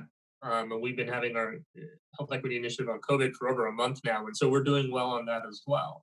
I think the big issue that we have is that because the counties are so interrelated, people work, live, play across boundaries, it's hard to isolate. And I think a really good example is our hospitals. Anne Arundel County residents go to the hospitals in our county, but they also go to other county other hospitals in other counties. Vice versa, in our hospitals, we see residents of other counties. Within those hospitals, they have transfers from other hospitals in their system. So there's this interconnectedness that we just can't, we can't pull ourselves apart, no matter how much we want to. And so if whenever we try to get out ahead or see who's leading, there's always a mixture of factors at play that means that we have to coordinate. Otherwise, it gets very challenging to manage very quickly, because those frictions start to exist. And I think the childcare question is a good one. It's hard to open our businesses back up with that childcare online. Workers in other counties who don't have childcare in their counties aren't going to be able to come in the same way, right? And so that's where that coordination piece is going to be really critical. Okay, and I appreciate that. I do. I guess then I think the one thing that you said that's most concerning to me personally is the idea that we don't have the data from other jurisdictions, that there's not some strong coordination already. I think the idea that we've already in advance, we've committed, hey, we're going to do this with everybody else in concert with everybody else, but yet we have no idea where they are in terms of data or information or cases or how they're managing things or where they're sitting on these metrics that you referenced. That's concerning. So if I misunderstood that, then correct me, but that to me sounded like that may not have been kind of how I would have done it, because I would want to know that information before I committed to say, hey, we're going to move in concert with all these other jurisdictions. Nilesh Kalyan, Department of Health. I agree with you. I don't think we're that far off in terms of days or weeks in having that information. I think what's a little bit different from what the plan was is that because the governor is really pushing more towards more localized decisions. Initially, we really did think that the state was going to operate as a whole. And it's really just been in the past few days that it's become clear that that's not the case. And so we are now in a position of saying, okay, if the state isn't going to lead on those metrics, and we're following these metrics internally, but frankly, the need to coordinate metrics across counties wasn't as strong if the state was going to have a base set of metrics for the entire state. And so it's a timing issue. If you'd asked me this question in a week, I'd have a better answer. If you'd asked me last week, I would have told you the state's doing it because that's what we were told. So that's just where we are right now. Okay, thank you. Ms. Rodvian.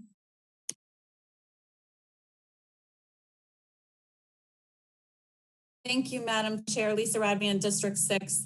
I'll make this my last question because I probably have another dozen, but this will be the last one. I really wanted to ask about the REACH program and how has our county impacted the REACH program? Has it put a strain on it? You mentioned you were we'd be hoping to add another caseworker so we could expand the number of residents that were able to take advantage of the REACH program. So I was just curious about that. Yeah, so we actually had to stop taking new people into our REACH program towards the end of 2019. It was only at the beginning of this year that we were able to reopen it once we had gone through some of the backlog. We just couldn't keep up with it. And that was really the impetus for us to add a coordinator. The REACH work right now has, as with many other things, has decreased significantly. There just aren't primary care and specialist providers providing care at this very moment. But as that reopens, our ability to navigate people into that care, we want to be able to do more around that.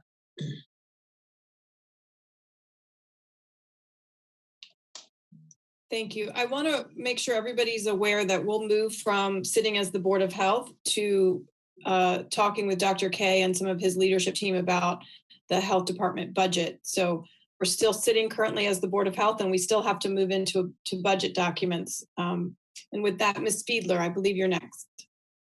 Thank you, Madam Chair. Amanda Fiedler, District 5. And I only have 2 more questions, and I'll make them quick. And I want to thank my colleagues for asking really great questions today because it certainly helped me. Of the increase in warm line calls, are you seeing a change in the content of those calls, or is there a different population calling than was calling pre-COVID? In terms of the content initially, we were seeing increase in the severity of the calls. I'm not sure that that's true as much today.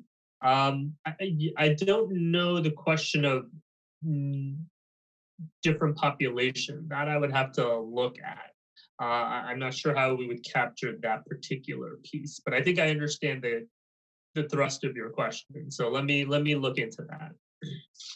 Okay, thank you. Amanda Fiedler, District 5. Let me just ask my last question.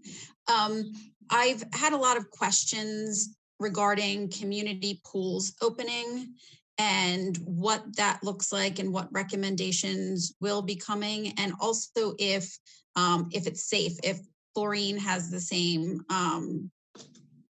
reaction or it can kill like alcohol, rubbing alcohol, the virus.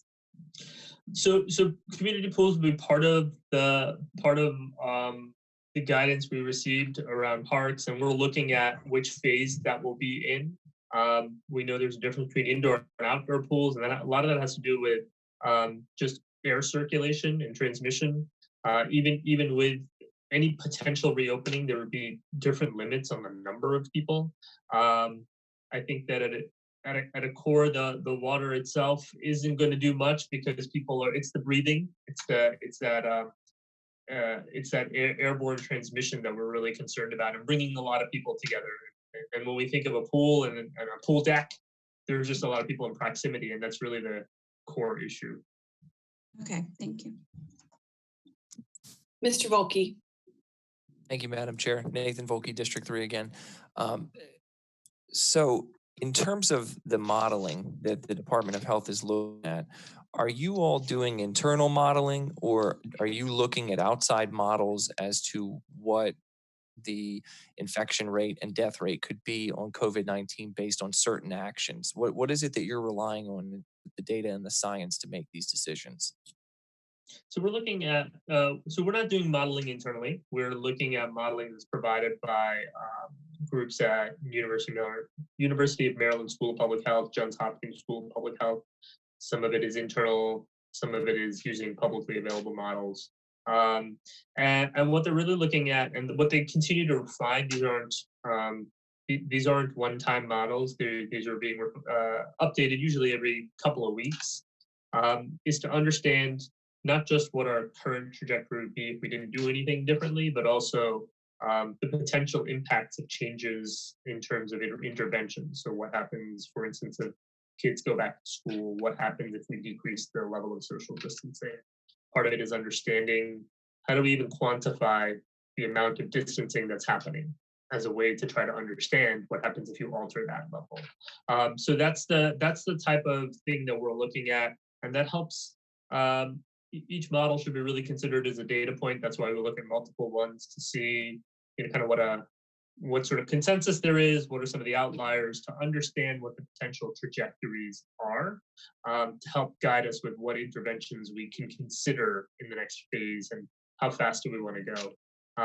I was noting a day or two ago that from a purely policy kind of approach, in a kind of clean environment, we would do one thing, see what happens in a month, do another thing. Obviously, we can't do that, but we try to use those models to help gauge what that might look like. Okay, so I appreciate that. And then my last question would be about funding. Nathan, District 3 again. So in terms of the funds, we as a council had approved up to $38 million money this year to the Department of Health to use for funding for COVID-19 related purchasing and expenditures. The CARES money from the federal government came in as well, $101 million to the county. So in terms of the total funds that are available, I think by my quick math, you're sitting at around $139 million in funding. So I guess my question would be, what additional funding would you need from the council or the executive to be able to get what we need in terms of the PPE and in terms of anything else for ICU capacity and potentially contact tracing? I mean, I'm just not sure how much more money would be needed and where it would be spent. So any insight on that is appreciated. Mm-hmm. Yeah, so we're building out we're continuing to, just at a Department of Health level, we're continuing to purchase the types of PPE as much as we can, but we're doing that in concert with the county. A lot of our staffing costs don't exist yet because of that reallocation that I mentioned. A lot of the supports, that case management supports, are really coming through interagency coordination. So right now we're building out what that budget looks like, both in context of that 38 million that you note and the $101 million in CARES money. A lot of that money is currently being used elsewhere and will be allocated elsewhere because the COVID effects have rippled everywhere, right? Some of that will come to us. So I don't really have a firm answer to you yet on what additional funds will be needed, because part of our challenge is that, and we've talked about this internally within the department, I don't have a way to tell you what 6 months looks like. I don't have a way to tell you what 3 months looks like, unfortunately. It has made planning extremely challenging in this environment. The range of potential outcomes is so large as to make planning almost pointless. It's not. It just means that the range of possibilities are so large, you have to account for everything. And that goes back to, I think, Councilman Pruski's question around surge capacity, why we did that. The range of possibilities are so large, we're trying to be prepared for anything at this point. Dr. Kalyan-Rahman, thank you very much for answering my questions. Pleasure.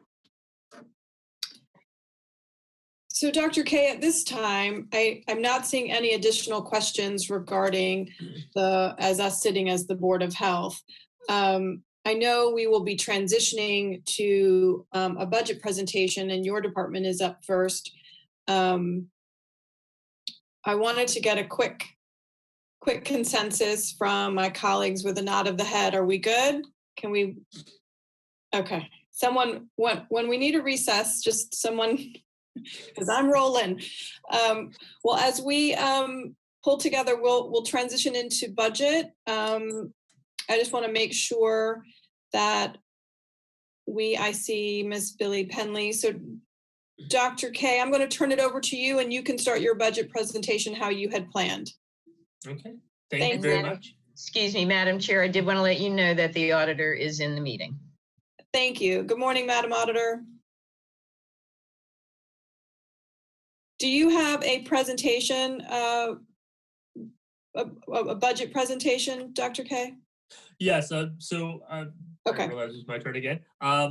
So yes, I'm Dr. Nilesh Kalyan-Rahman, Health Officer for Arundel County Department of Health. I have with me Billy Penley, our Chief Financial Officer, and I'm going to turn it over to her for our budget presentation. Good morning, County Council Chairwoman Pickert and other members of the council. For the record, I am Billy Penley, Chief Financial Officer for the Health Department. We are pleased to be here before you today to present our FY21 proposed budget request. I'm going to start with the highlights that are on page 247 of your budget book page. That's the big picture of our request. It's the financial information. On page 247, our county general fund request is $41.7 million. This is 1.9 million, or almost 5% more than the FY 2020 approved budget. Approximately 63% of our total proposed budget of 66.7 million is from county funds and 37% from grant funds.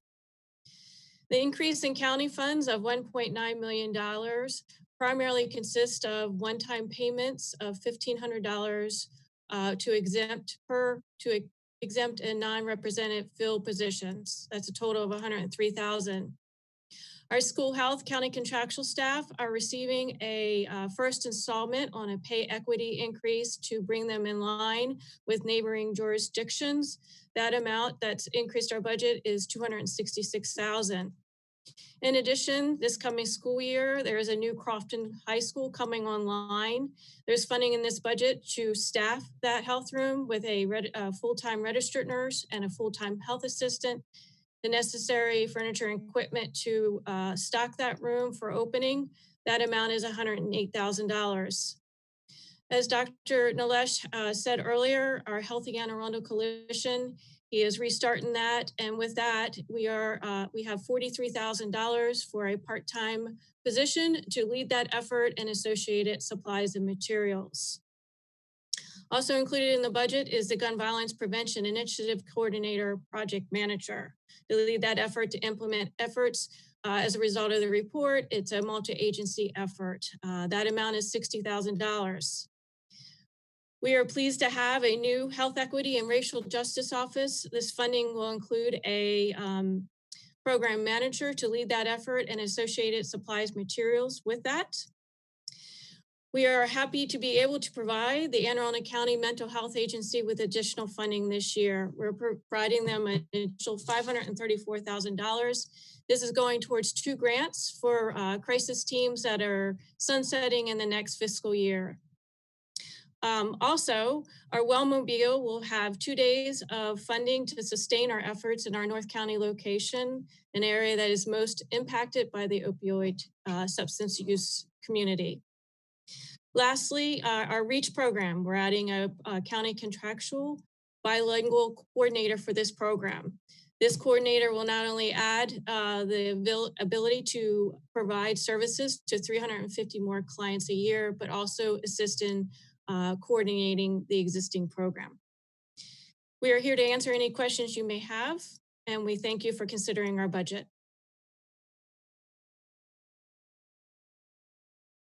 Thank you.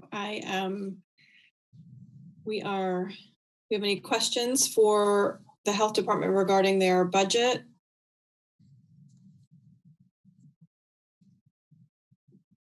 Mr. Wilkie. Thank you. I guess I had a question because I've seen some things that have come up from the mental health agency in regard to a specific bill that I'm working on, Bill 16-20. And I've seen that I think some emails are going out from folks at the mental health agency about that. So I guess I'm curious, to what degree do departments typically or agencies typically use county resources to lobby for or against in terms of pending legislation? How frequently does that happen, and how much time is spent on that?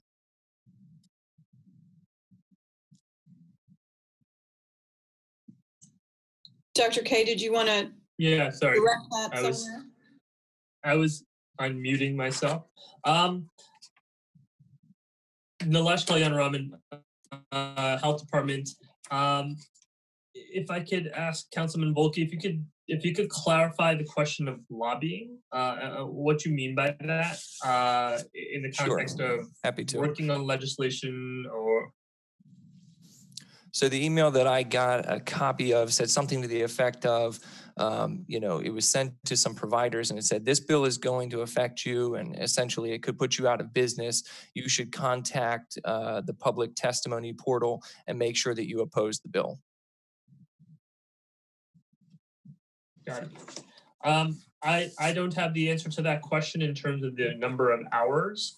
I do know that funding, particularly funding for activities like that, is separate from has to be allotted appropriately. For sure. I'm happy to bring Adrienne Meichler, the head of mental health agency, on. I believe she is in the waiting room to help answer that question. Yes. If she's Good not, morning, Ms. oh, there Meichler. she is. Yep, she's here. Thank you. Adrienne Meichler, Mental Health Agency. Yes, I can explain. We had been asked to provide information regarding the number of the providers who provide residential services for our vulnerable population who have mental illness. And we believe that, as written, that piece of legislation could negatively impact 4 of our very large providers. The amount of time was probably about 2 minutes. And we do have a lot of concern about the particular language in that bill. Okay, thank you. And so can you just clarify, who was it that requested that outreach or that contact be made? Who requested that particular piece of outreach? Actually, that was me. I did request a staff member, and I apologize that I did not review the wording of it. It was probably should have been worded in a way that made it clear that we opposed the piece of legislation, but obviously they should make their own interpretation. So I apologize for that. I'll Okay, that thank you. clarification to them. Ms. Fiedler. Thank you, Madam Chair. Amanda Fiedler, District 5. Under personnel summary and positions, the environmental sanitarian 1, we are losing that position. Is that just an internal promotion? Because I see we're gaining 1 in environmental sanitarian 2. Yes, reclass was performed last fall. It was a position that was filled and reclassed, and it was determined by the County Office of Personnel that the work the employee was performing justified being classed as an environmental health sanitarian 2. Thank you.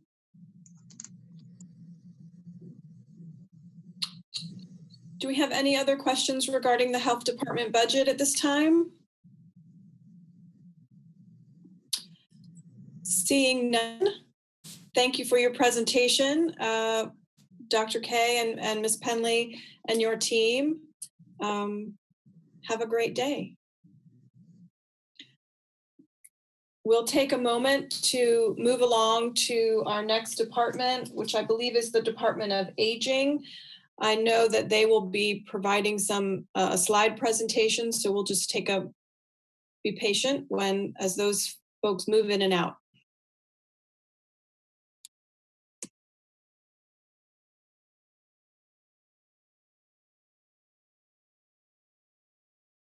Good morning. Get my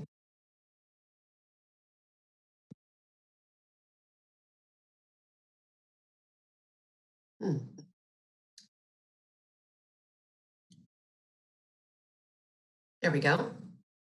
Good morning, Ms. Jordan. Good morning, everyone. You have the floor. Thank you so much. We did choose to just provide you with a copy of the slide presentation, so it will not be on the screen. But good morning, Madam Chair and all honored members of the County Council. Good to see you again today. For the record, my name is Pam Jordan, and I'm the Director of the Department of Aging and Disabilities. Just want to introduce some of my staff who are in the waiting room with us today and are available to support in this presentation. We have Carissa Gowan. She's the Deputy Director of the department and also our CFO. We have Wendy Carasquillo, who's our Fiscal Management Assistant and does an amazing job with all of our various grants. And then Joelle Ridgway, you know her probably most as the ADA Coordinator, but she's the Director of Community and Disability Services and also overseeing the whole Senior Center and Nutrition Bureau interimly right now. So again, I'll be using the handout you received as a guide during my remarks. I'd always like to start with a thank you and to thank, of course, the County Executive, the Budget Office, and you, members of the County Council, for your continued support in helping the department serve the fastest growing population in Anne Arundel County, especially during these difficult times. So before I proceed with the formal part of my presentation, I know Samantha from the Budget Office is also on with us today, and I'm going to ask Samantha to review the budget page that starts, our budget that starts with page 226. Good morning, council members. My name is Samantha Chiriaco. I'm a budget analyst for the Department of Aging and Disabilities. And as Pam said, I'm going to start on page 226 and just give a brief overview of the Department of Aging's budget. The Department of Aging and Disabilities budget increased overall by $26,000 from the original 2020 budget to the proposed 21 budget. There were a couple of noteworthy changes that I want to mention that the department will go into more detail about during their presentation, but a couple of them are the one-time payment for eligible employees. There is funding to hire an ADA consultant. There was a centralization of some grant funding to the Anne Arundel Community Development Services. There is funding in aging for the Mobile Integrated Community Health Program, which is MITCH, which is in partnership with the fire department. And there were some changes in contractual pay. There was also an increase in grant funding, which is mostly due to grants related to the CARES Act for COVID-related expenses. And if you guys don't have any questions, I will hand it back over to Pam to go through her presentation. I don't see any questions at this time. So Ms. Jordan, you may go ahead. Try to get ahead of. So moving to the next slide in our presentation, as you know, the department serves older adults, individuals with disabilities, caregivers, and anyone wishing to plan for a future, which is just about everybody. And we want to make sure that people stay in the community, living with dignity in the safest, least restrictive environment. You can see our mission in more detail on the slide, and this is consistent with our Open Arundel initiative with the administration. On the next slide, you'll see data that the department is expecting and continues to work with the largest increasing population in the county. And we expect adults 60 years of age and older in the coming decade to actually outpace public school age children in the county. So we are still looking at a dramatic increase of aging individuals in the county. It should be noted that in addition, the model for care for this population was formed years before the charter, with a focus now on complex services and mandates that move us away from institutional care, keeping people in the home of their choice as long as they age. So things have changed over time. We spend a lot of time in people's homes providing direct services and case management, things that used to be provided in an institutional setting. On the next slide, I just want to highlight some of the department's major accomplishments this year. Very excited that we're able to address critical needs through a critical case manager. Those are some of the calls we receive from constituents in your district that seem rather hopeless, and we put a critical case manager on it and stabilize that individual and put wraparound services into their home. We have a veteran specialist on our team, a housing navigator, and a transportation specialist just to help with navigating all the transportation options that are out there for older adults and people with disabilities. And just prior to COVID, we were ramping up to do some travel training with our population who might be intimidated by using a bus. And I always say I live in Glen Burnie and consider myself pretty intelligent, but I have no idea how I would ever get to Annapolis on a bus. So I can only imagine somebody older than me or has a mobility issue trying to navigate that system without some support. The second highlight that I want to feature, you heard the county executive and Samantha, the county executive during his budget presentation, and Chief Wolford probably mentioned this. We have our critical case management with the fire department, a really exciting initiative that we've been piloting for more than a year. And right now we're going to memorialize that pilot and continue reducing non-emergent 911 calls within the population we serve. This initiative is in partnership with the 2 county hospitals. And as Samantha said, it's called the Mobile Integrated Community Health Team. You'll probably hear it referred to as the MIC. I'm going to give you an example of a pretty difficult case that we worked with the fire department on. A woman in her early 60s called 911 180 times in 8 months in 2019. So you can imagine that stress that puts on the system. She was sleeping in a recliner and she was calling 911 to get out of her recliner and get some assistance moving. We put all kinds of services in the home, including working with a nutritionist and a weight exercise coach. And she is now living successfully, much more independently. And since that time has only called 911 twice. So that's an example of a MIC critical case that we partner with the fire department on. Also this year, we provided Dementia Live education to over 500 employees within police, fire, and library, making that critically important to understand the elements of dementia when working with the public. Fourth thing I would like to highlight is the Department of Aging and Disabilities, as you may know, is the local Medicare counseling service. So if you go to find Medicare counseling when you turn 65, you could go to the local Social Security office, or you could come to our office. But we send out a happy birthday message to about 6,500 people every year. This year, we helped over 3,000 of those people turning age 65 to navigate their Medicare options, including a new Medicare Pathfinder tool that was a little tricky for some people to navigate. Another accomplishment I want to feature is among the many services we provide to help people stay in the community or prolong nursing home care, we have the Community First Choice program. This year, staff successfully provided case management to over 300 waiver participants, and these range from very young children. I think we have one as young as a toddler with a disability to older adults, keeping them out of a nursing home. We increased our community wellness with a new PEARLS program, which helps older adults with with depression. And we're really proud that that program helped us increase our community wellness by over 50% of participation. We also do falls prevention and diabetes self-management in that program. Brooklyn Park Senior Center activity, we know opened in November, an additional 2,000 square feet. My favorite spot in the center is the amazing billiards room, which now makes the Brooklyn Park Senior Center just as competitive with the other 6. So that made the community very, very happy. Arundel Community College has now been able to return to that center because there's more space for programming.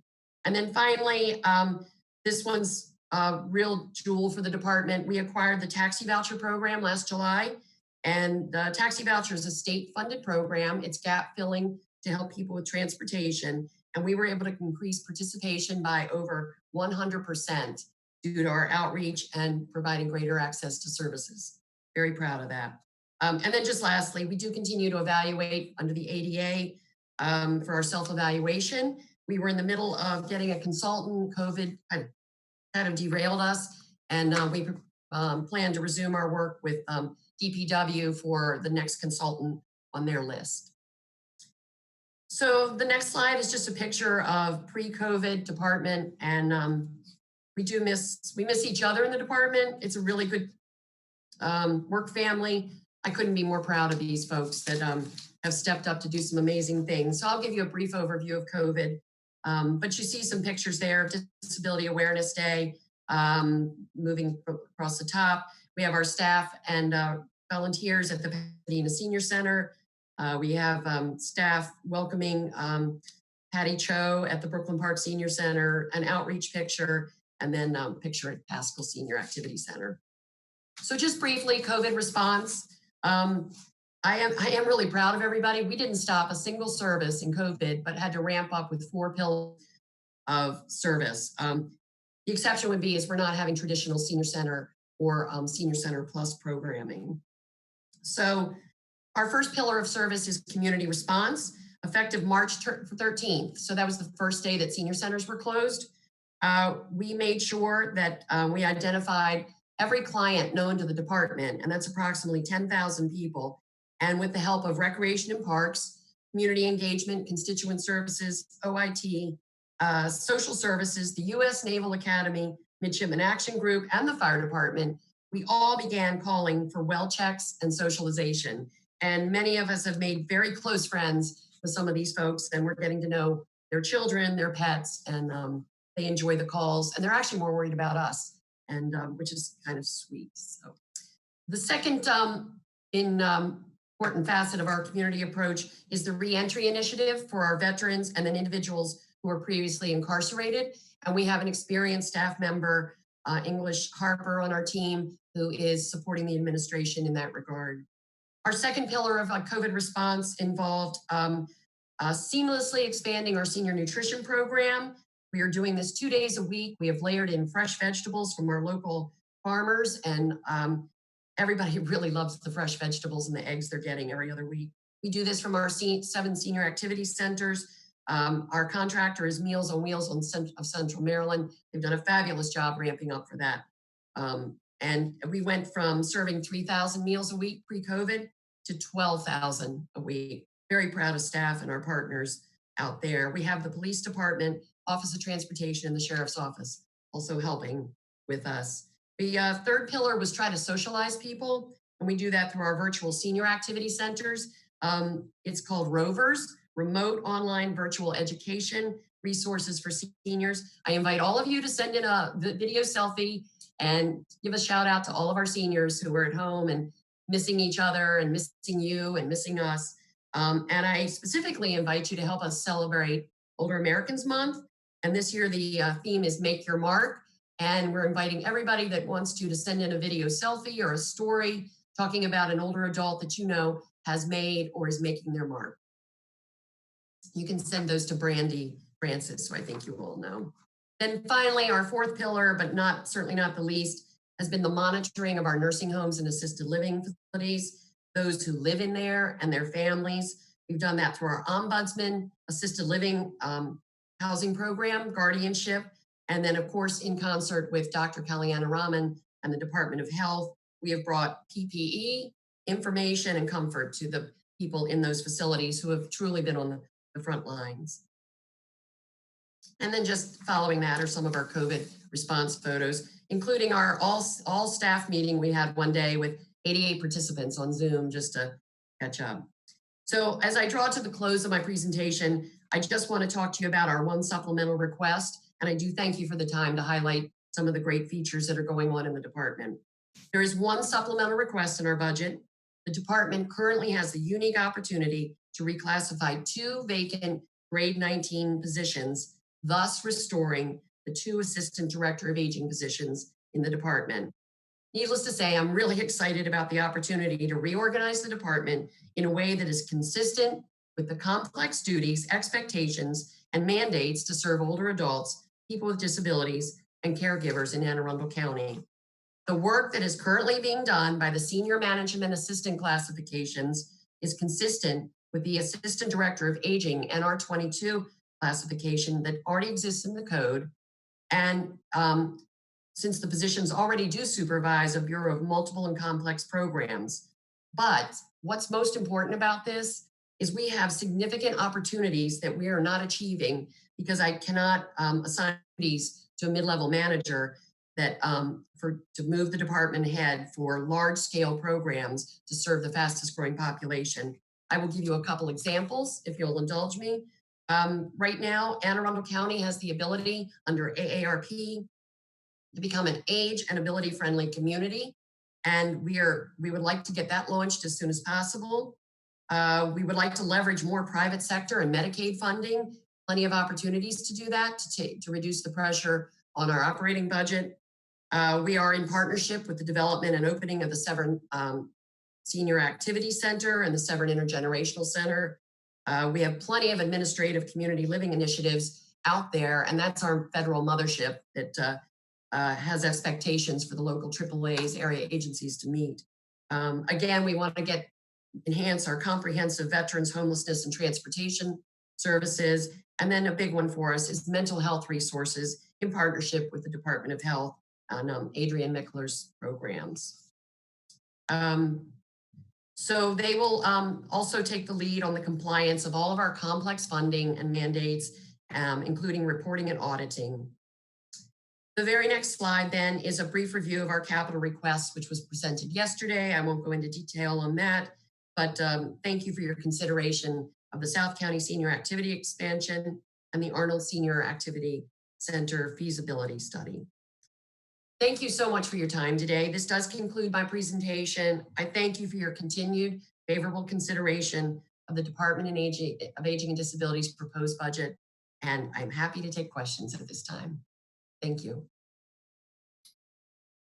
Thank you, Ms. Jordan, for that presentation. As you know, the Department of Aging has a special place in my heart as I spent my career working with older adults. This is Allison Pickard, Chair, District 2.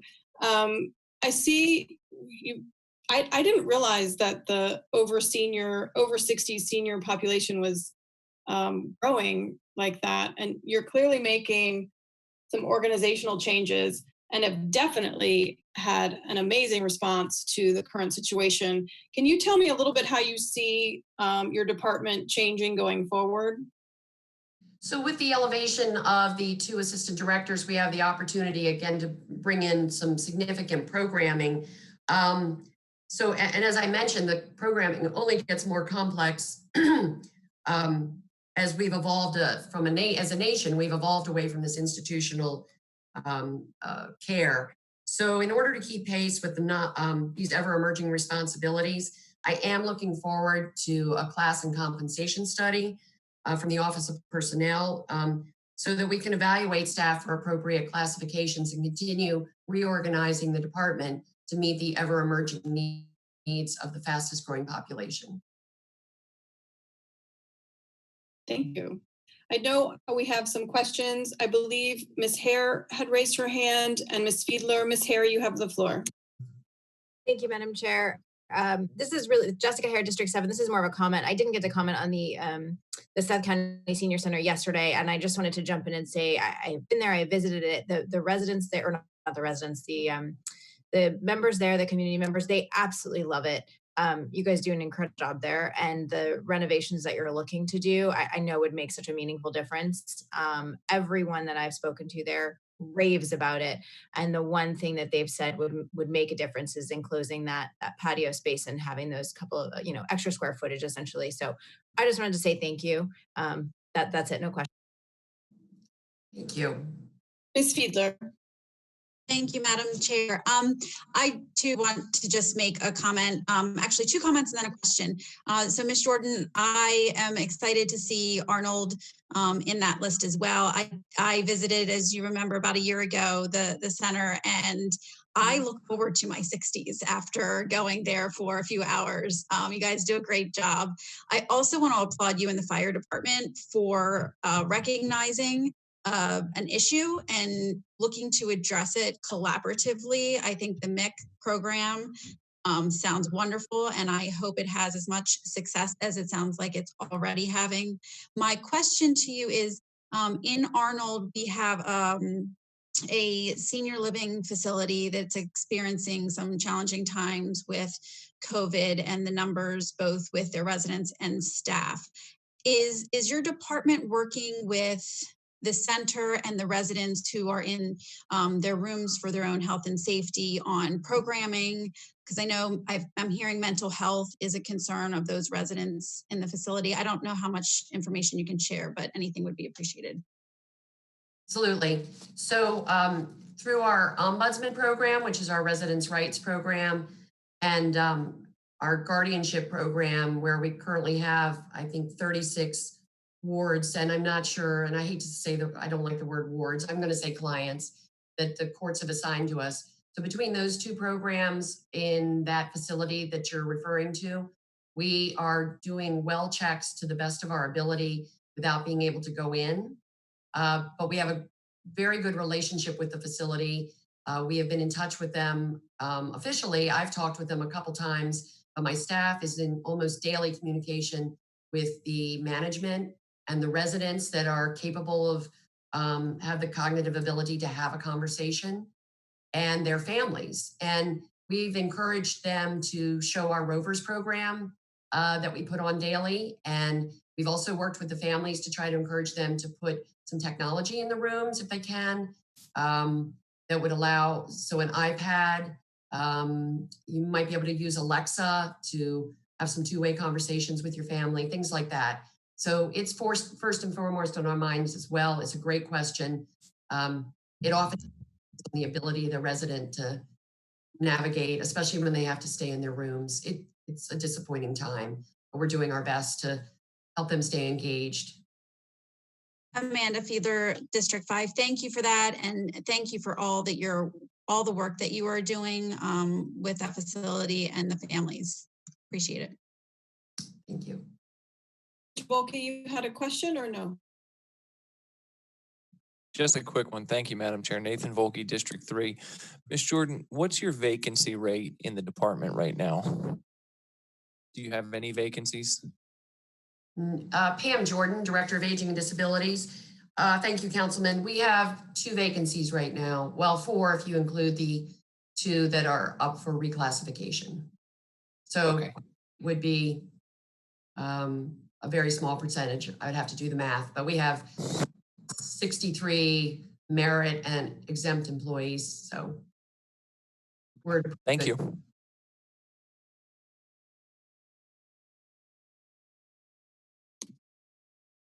At this time, I don't see any further questions, Ms. Jordan. Thank you for being with us this morning. And we will, I hope you all have a great day. Keep up the good work. We will move along to Department of Social Services. As we move people in and out, we'll just take a quick pause. Good morning, Ms. McCoy. Are you here for the Department of Social Services? Will anyone be joining you? Yes, Ms. White should be joining.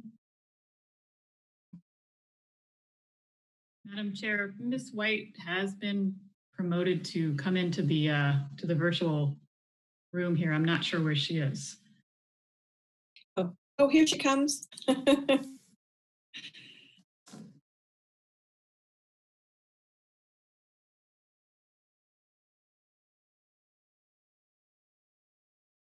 Good morning, Ms. White. Welcome to our virtual budget review. You have the floor. Morning, Carnitra White, Director of Social Services for the record. Morning, Madam Chair and members of the council. Good to see you all this morning. Thank you for having us to present the Department of Social Services budget today. I'd like to start with turning it over to our budget analyst, Beth McCoy, who will go through our budget pages, and then I have a brief presentation for you.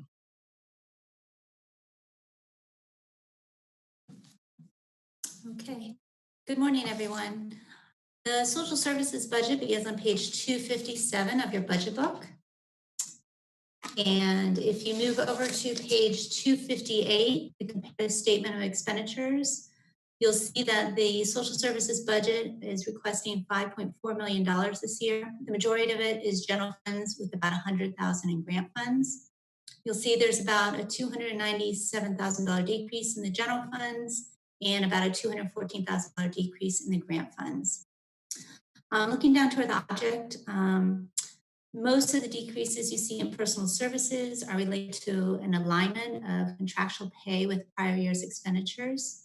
And you'll see a slight increase, about $39,000 for actual services. This is mostly two items, a new transportation contract, as well as increased costs for maintaining the department's homeless management information system. There's a slight decrease in business and travel. That's again aligning costs with prior year's expenditures, and followed by the $143,000 decrease you see in the grants and contributions line. And this is mainly transferring grants to ACDS. And with that, I'll turn it over to Ms. White. Thank you. We are experiencing a bit of unstable internet, so everyone be patient. But go ahead, you have the floor. Thank you, Madam Chair. Once again, Carnitra White, Director of Social Services. And I want to thank Beth for our budget, going through our budget pages. And I would like also to thank the county executive for the budget. Now let me see if I can do this.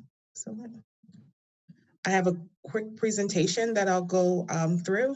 Next page.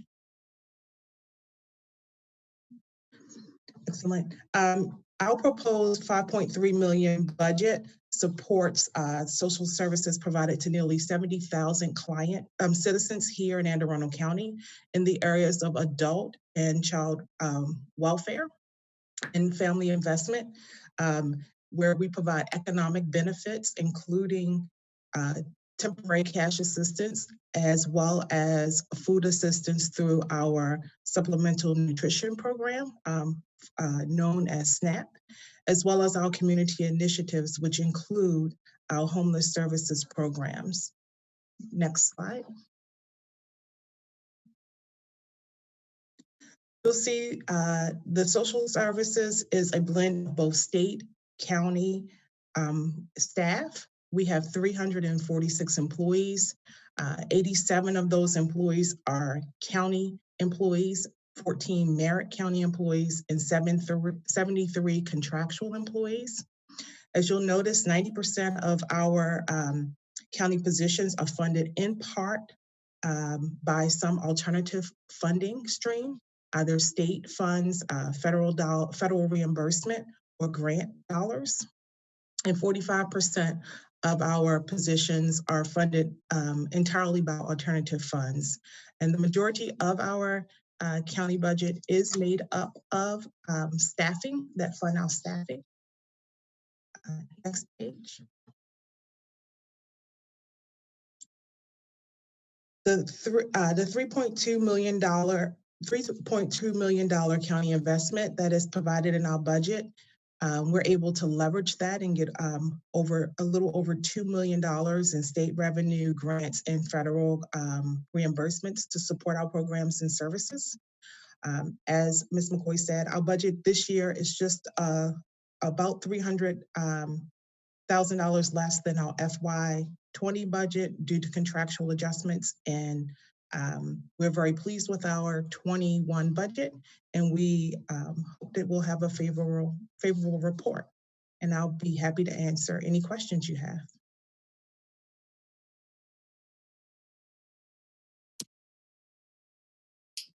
Thank you, Ms. White. Do we have any questions for the Department of Social Services?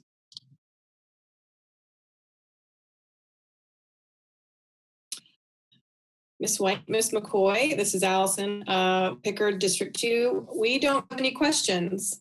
We don't often have questions when the department budgets decrease. So thank you for being with us today, and I hope you enjoy the remainder of your day. We will move along. We'll move along to Central Services. And again, we'll wait for folks to move in and out of our virtual room here. Good morning, Ms. Runs. Welcome to our virtual budget review. I believe we also have Ms. Shiriako with budget with you today. You have the floor.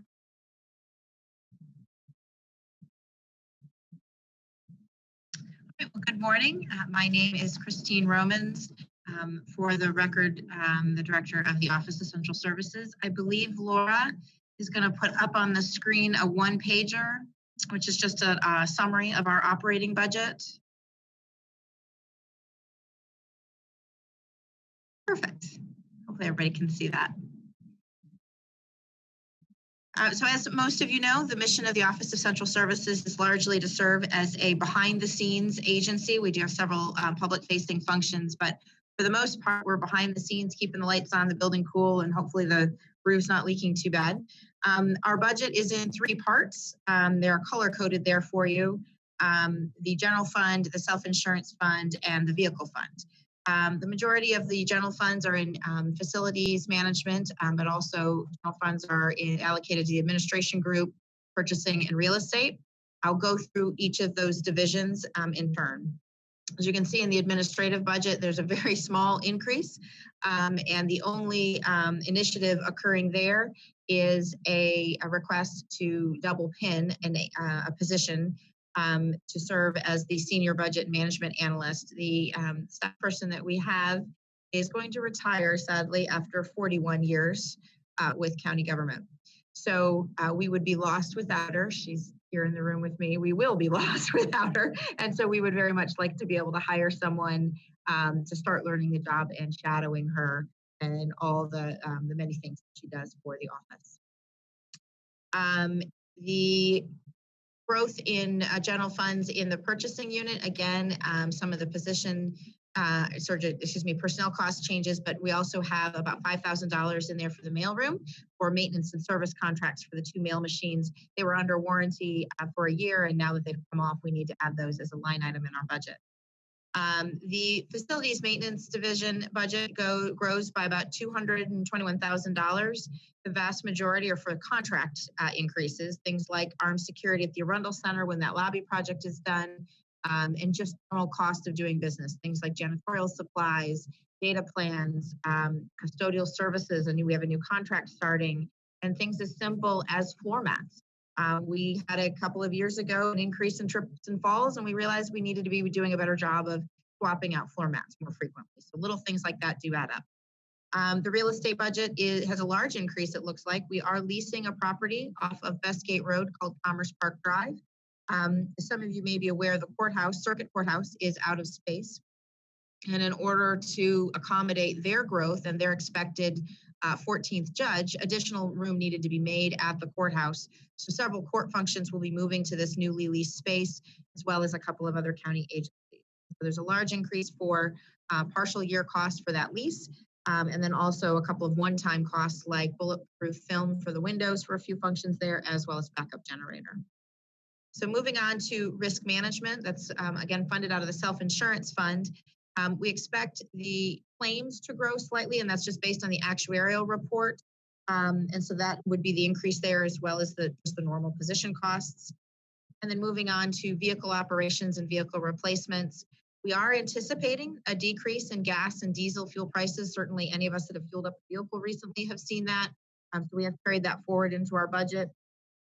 We also have a need for some additional equipment for our garage system, and that includes a new wheel alignment machine, tire changing machine, and wheel balancer. So just a couple of things there to keep the garages operating efficiently. And then we are also asking for some additional funds in the replacement fund for mobile data terminals. These are mainly for law enforcement officer vehicles, and that's about $190,000 there.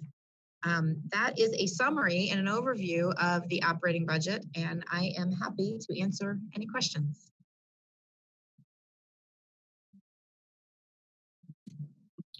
Thank you, Ms. Romans. We'll take just a minute so I can see my colleagues on the screen.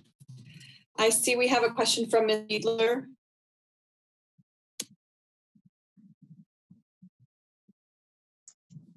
Just a quick question. The vehicle alignment machine, I'm not knowledgeable in that area. How long do they typically last, and how old is the one we currently have?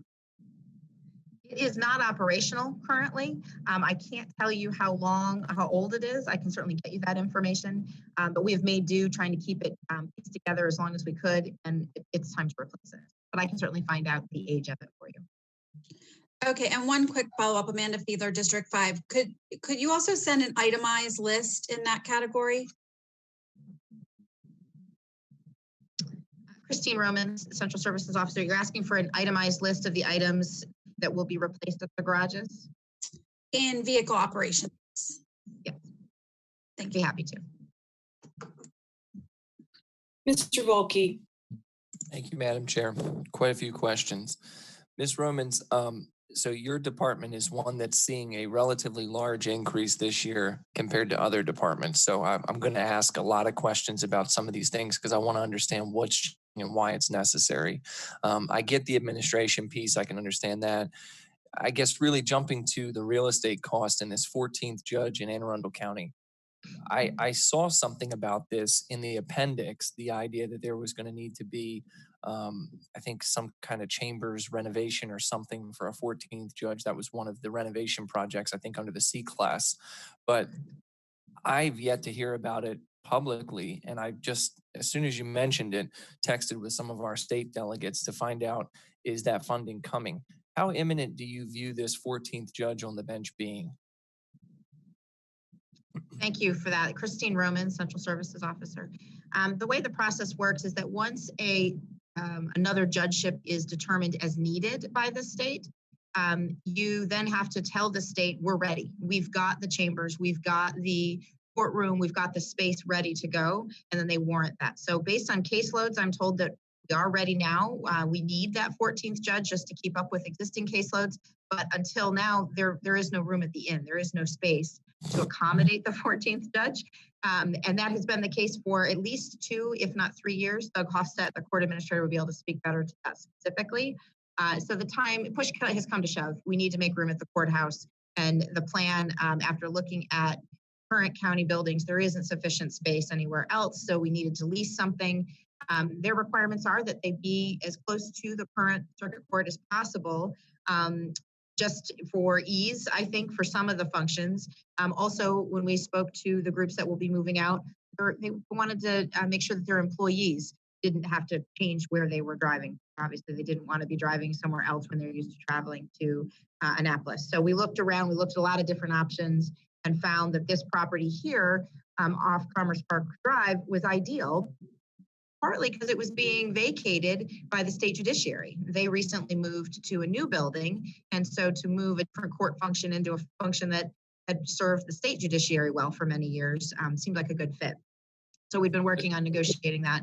And that's the reason that this whole thing started.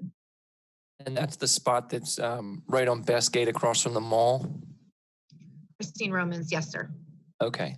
Yeah, sorry, I didn't say my name again. Nathan Volke. So I understand your point about that. Is this just for the rent, or does this include the build out also of the chambers, or is the build out of the chambers in the C class under the other stuff? Because I remember years ago, this is going all the way back to the Leopold administration, there was a new courtroom that was added. I think at that time we were on to our 12th judge, maybe something like that.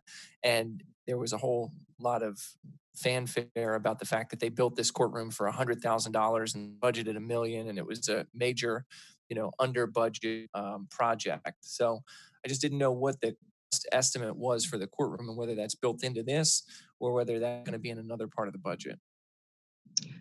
Christine Romans, it is not built into this. This is just the rent for the building. The rent is all inclusive, so it's not gonna. We're not gonna have separate charges for janitorial or anything else at that new facility.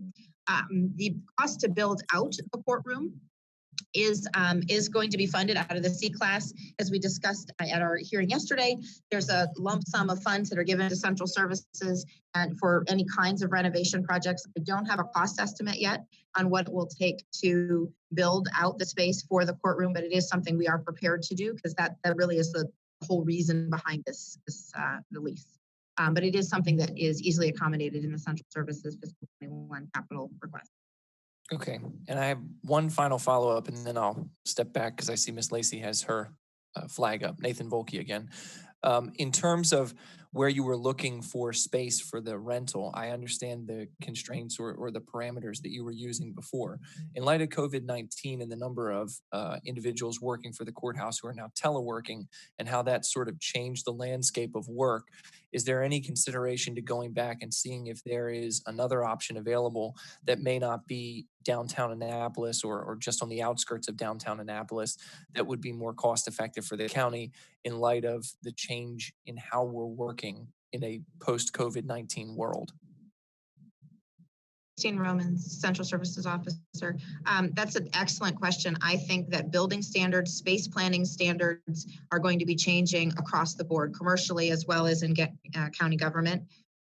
We did not go back to the drawing board. This deal was all but signed very, very recently.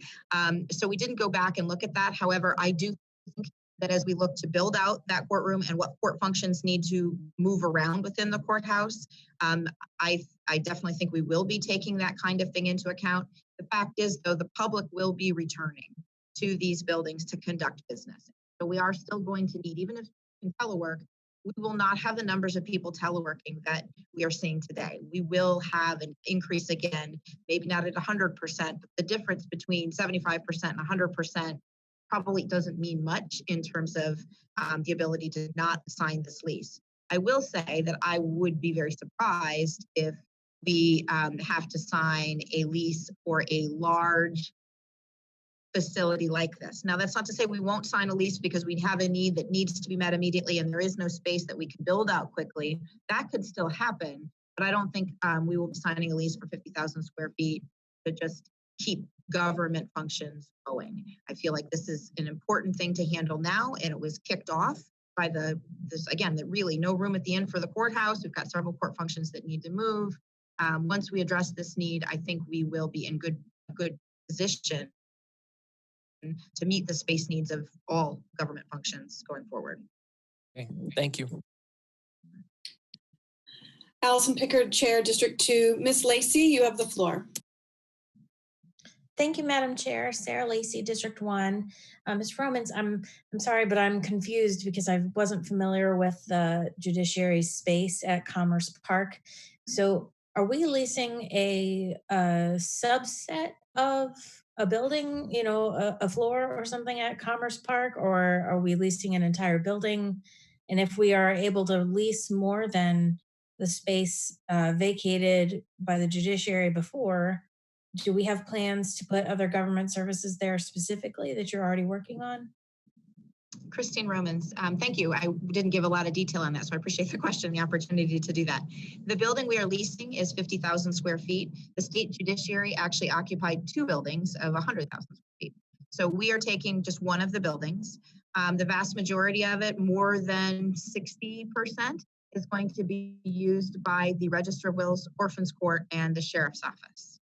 We also, as some of you may be aware, there is a space concern at Brooklyn Park Middle School. There is a need for some additional space there, and there's a police unit that is located up there. They will be moving to the Commerce Park office. That leaves, I believe, maybe 25,000 square feet, excuse me, that leaves maybe 10 to 15,000 square feet that's not currently allocated. So we are looking at a couple of different county offices that will move there.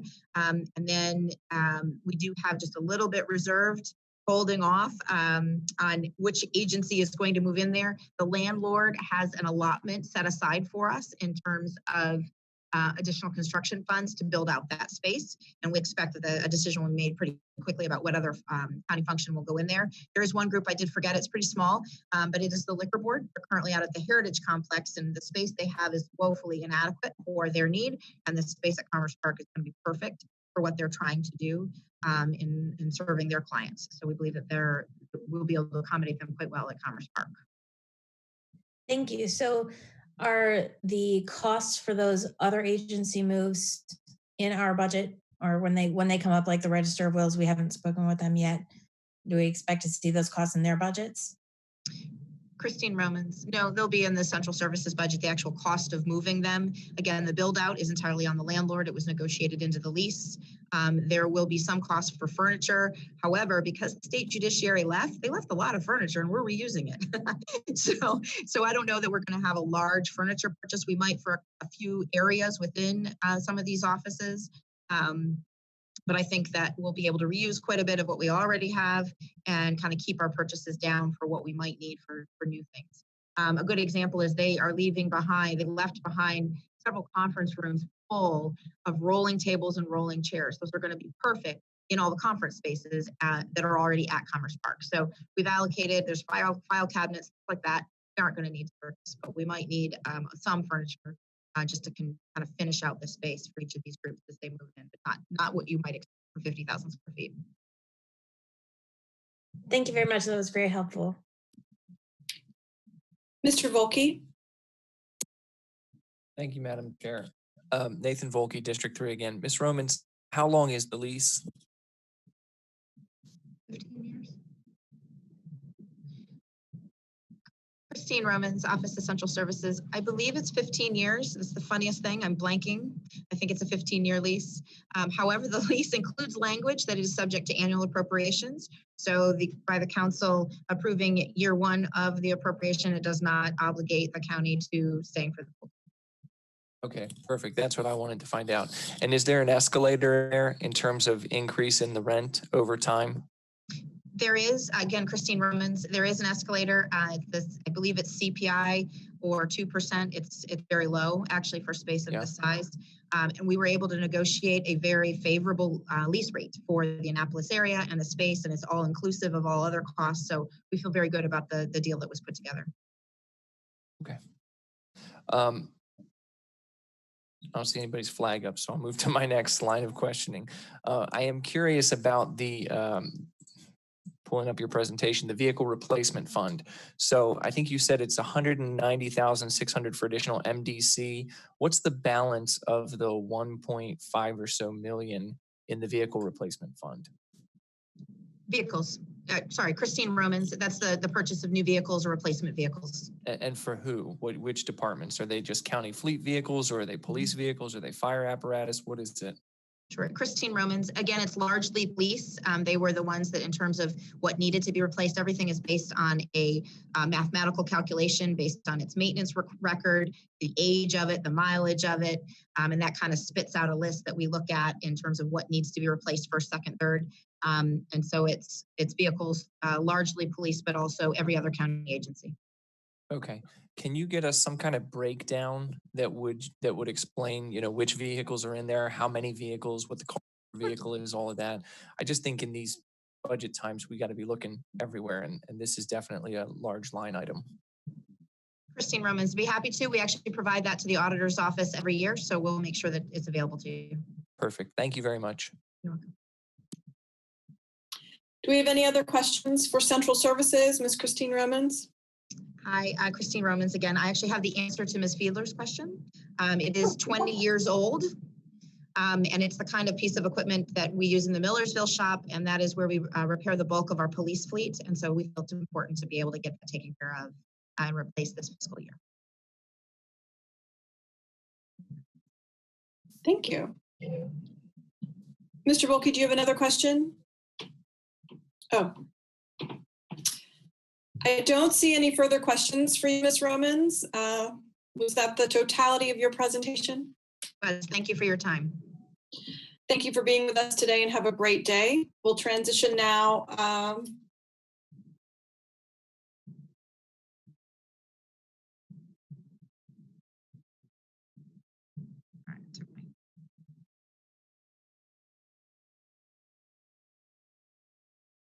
There she is.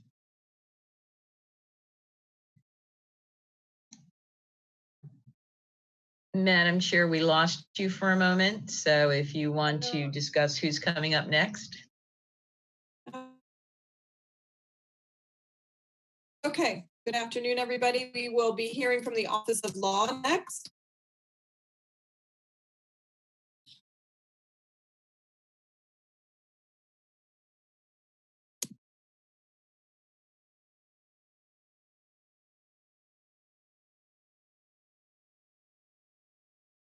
Mr. Greg Swain. Oh, gosh. Hello, there we go. Good afternoon, Mr. Swain. You have the floor. Just focusing. Good afternoon, Madam Chair, council members, thank you. I'd like to give a little overview of the operations of the Office of Law to start off. Our office is split generally into two practice groups, our government operations section and our litigation section.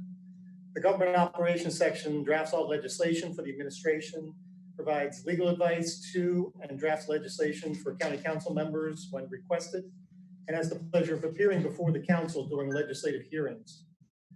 The government operations section reviews and approves all county procurement and purchasing contracts, contracts for the acquisition of real property, and other legal instruments relating to land use or property rights. This section also reviews and drafts numerous other contracts and agreements from all branches and departments of county government. The section provides legal advice to various departments and agencies in county government on a daily basis. Attorneys represent the county in all code enforcement actions in the district and circuit court. Attorneys also provide representation for the county before the Board of Appeals on land use and animal control matters, as well as representation before the circuit court and appellate courts as necessary. Our litigation section is responsible for providing representation to the county in a variety of matters, including all civil claims, bond defaults, guardianships, and collection matters in both federal and state courts. Representation is also provided in administrative hearings before the Board of Appeals, Personnel Board, Maryland Commission on Civil Rights, and the Equal Opportunities Commission on Personnel Matters and complaints of discrimination by employees. Through the Self-Insurance Fund, this section provides counsel to defend the Board of Education, the library system, and Anne Arundel Community College in civil litigation. It also provides advice to the Department of Social Services and representation in child in need of assistance matters, child support relating to those matters, termination of parental right proceedings, and adult guardianship. Lastly, the litigation section provides legal advice to all public safety agencies and county government. Part of what the Office of Law does is collect various debts owed the county. In the first half of 2020, fiscal year 20, past due real property tax in the amount of $2,690,000 was collected. Past due personal property taxes in the amount of $251,552 was collected. Miscellaneous debts owed the county in the amount of $31,232 were collected. In addition, our government operations team reviewed and approved 2,309 contracts and also pursued 221 code enforcement collection cases. Part of our budget proposal includes a new position for a senior assistant county attorney. This position would be part of our litigation team and would provide representation to the Office of Personnel and the administration on personnel issues, including negotiating collective bargaining agreements with our 12 unions.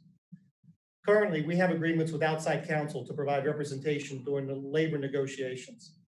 The costs for this outside counsel are substantial.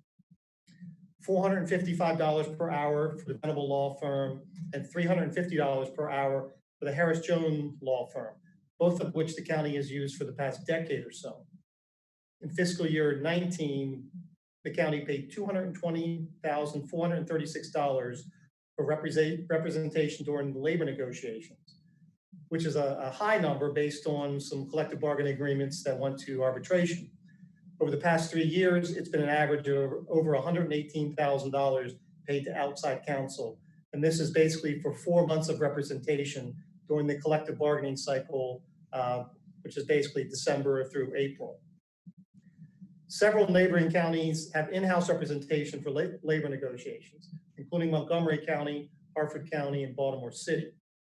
The advantage to the new position we're seeking is not just to cover the cost savings for labor negotiations, but also additional representation for the Office of Personnel for the balance of the fiscal year. We do currently have one attorney who handles primarily personnel matters, but must rely on one of our supervising county attorneys to fill in when there's overflow. This new position is the only substantial or substantive increase over last year's budget. I respectfully request the council approve our budget as submitted. Thank you. Thank you, Mr. Swain. I'm sure we're going to have a couple questions. Just everybody, the internet is acting up again, so we'll just be patient. Mr. Volkey.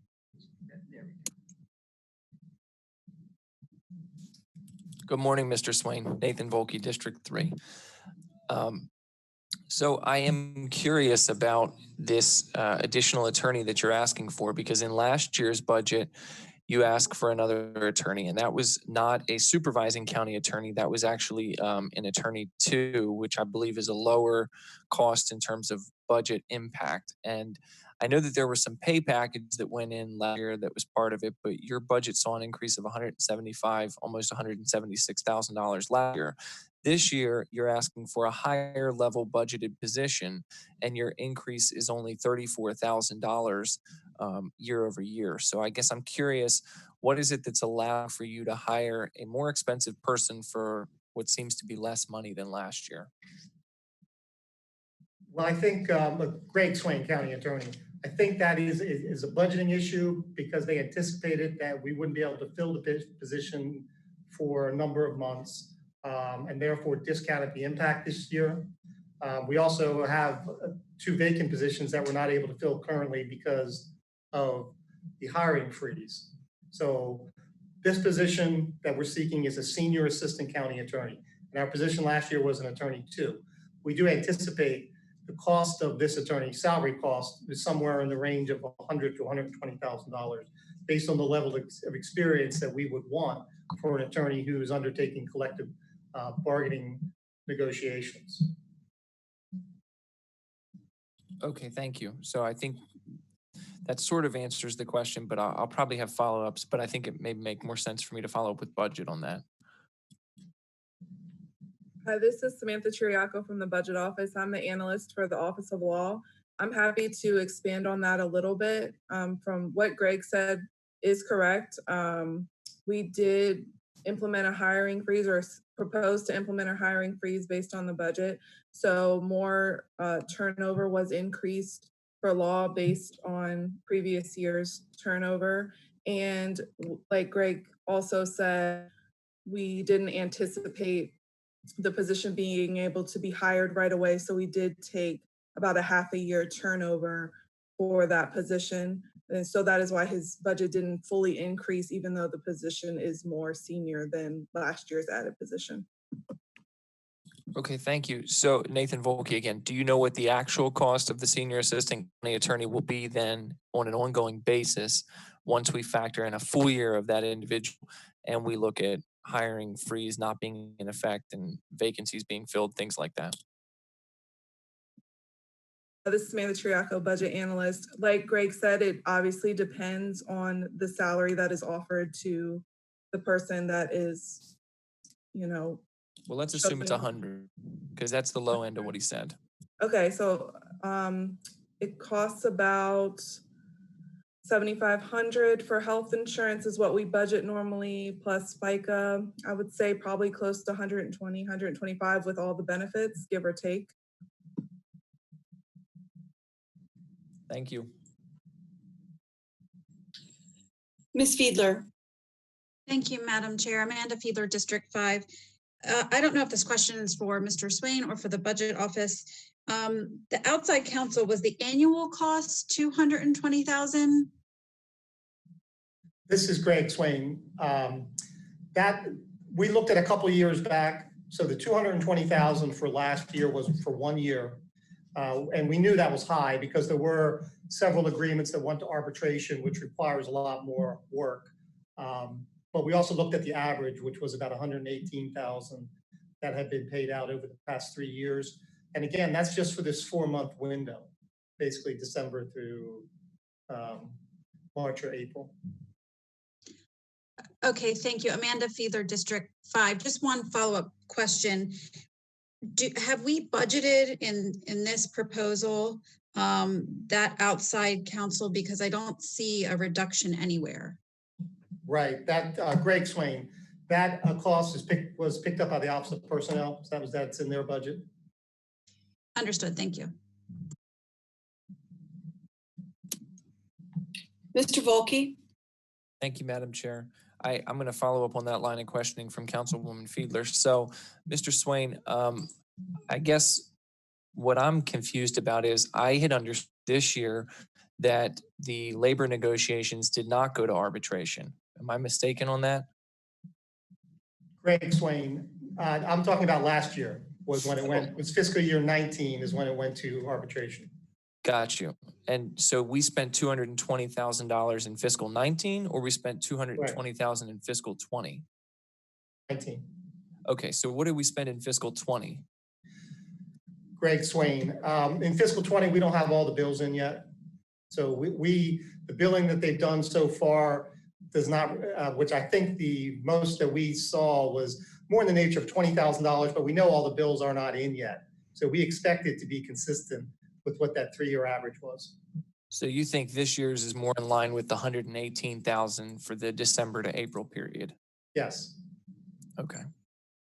All right, thank you.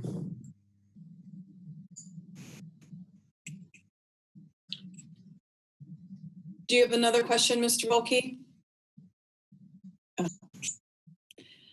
I'm not currently seeing any more questions, Mr. Swain. Last call for the Office of Law. Okay. Thank you very much for being with us this morning, and I hope you have a great rest of the day. Thank you.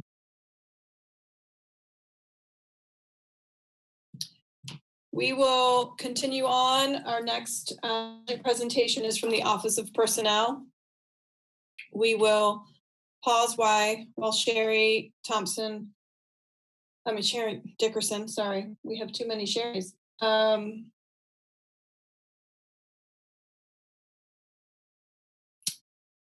And I believe Mr. Thoreau is their budget analyst.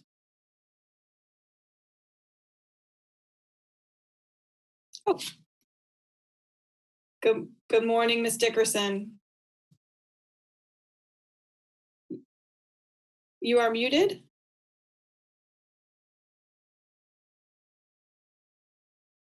Am I unmuted now? You are good. Thank you. You have the floor. Thank you very much. Thank you for having us today. I am Sherry Dickerson, the Personnel Officer. I want to thank you for this opportunity to present the FY21 proposed budget for the Office of Personnel. I'm joined by the Assistant Personnel Officers, Jackie Atkinson, Ann Badowski, and Susan Harold, who are in the room but off screen. So they may step forward at some point to respond to any questions that you may have. I also have Natalie Fretz and Doug Hart, who are joining us virtually. Before I get started, I just want to take a moment to thank my staff for their dedication and hard work. As you're aware, this office is a support department. The professionals in this department are relied upon on a daily basis to ensure candidates are identified, onboarded, and managed appropriately. When things aren't going well, the phones ring. But I want to make sure that they receive proper acknowledgement for the 99.99% of the time that they get it right. This team works hard every day to make Anne Arundel County the best place for all and help create an environment that makes the county an employer of choice. With that said, I want to turn this over to Stephen Throw, who will cover our health insurance fund and the general budget for personnel. Madam Chair, members of the council, Stephen Taru from the Budget Office. Thank you, Ms. Dickerson, and members of her team for working with us this year. If I can direct the council's attention to page 158, this is going to be the comparative statement of expenditures for the Office of Personnel. Give you guys a second to get to that page. So as shown, the bottom line for the Office of Personnel increases by $8.2 million. $7.7 million of this is associated with the health insurance fund. So the Office of Personnel's budget incorporates the general fund and the health insurance fund. So $7.7 million of that is in the health insurance fund. A little over $550,000 is associated in the general fund. So I'm going to stick with the general fund first. So there was a small reduction to account for a turnover adjustment in the personal services budget in the general fund portion. This accounts for the hiring freeze that's across most county agencies. There is an increase in contractual services in the general fund, and this is $750,000 associated with the class and compensation study that is planned to move forward in FY21. There's also some other kind of small miscellaneous changes that brings your bottom line to the $564,000 increase in the general fund. So I'm going to shift quickly to the health insurance fund and explain that $7.7 million increase in the health insurance fund. So the health insurance fund pays for all of the expenses and administering of the health benefits participants, including the county government, the library, and the community college. So the insurance increase is threefold. So we're expecting a claims increase of about 3.2%. That's about $2.7 million. There's an increase in the pro rata share in the health insurance fund. That's basically the general fund trying to recoup the costs associated with administering the health insurance fund. And there's also an increase of the contribution to the county's OPEB fund. So in FY21, we're planning on a $10 million increase or a $10 million contribution to the county's OPEB fund. So that's where you see on this page the grant contributions and other line, the increase of a little over roughly $5.1 million. $5 million of that is associated with the contribution to the county's OPEB fund. And this is really determined based on the health of the health insurance fund, no pun intended. So that allows us to contribute either more or less to that county OPEB fund. And with that, I'm going to turn it back over to the Office of Personnel to go through their presentation. Thank you. Ms. Dickerson? All right, thank you very much. So if we can hop back to page 157, we have our accomplishments and objectives. There's a couple of items I'd like to highlight.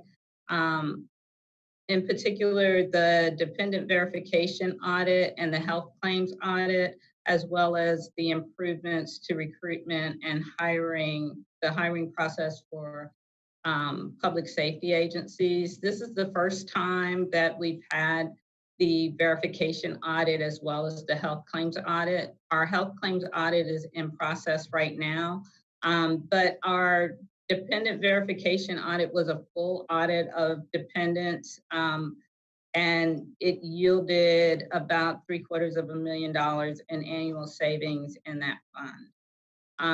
As far as the public safety improvements are concerned, we have created a implemented an assessment center for our hiring of police, and we'll begin doing the same with fire.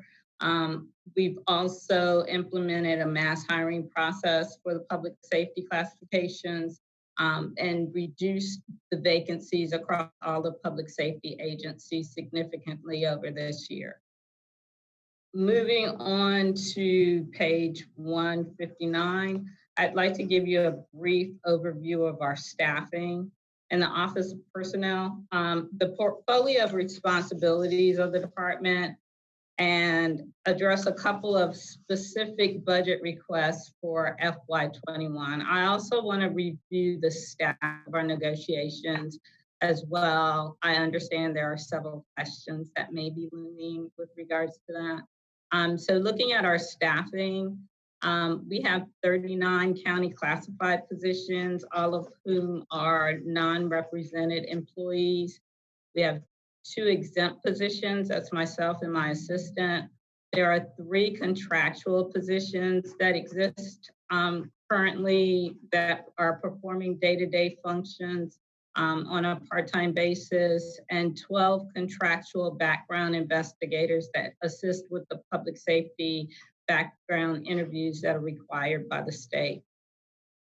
Moving on to page 160, the Office of Personnel is broken down into several units. We've got the classification and compensation area, which performs individual and class series reviews, including market analysis with peer organizations to maintain the county's classification plan. Additionally, this unit supports collective bargaining through compensation and benefits surveys and analysis.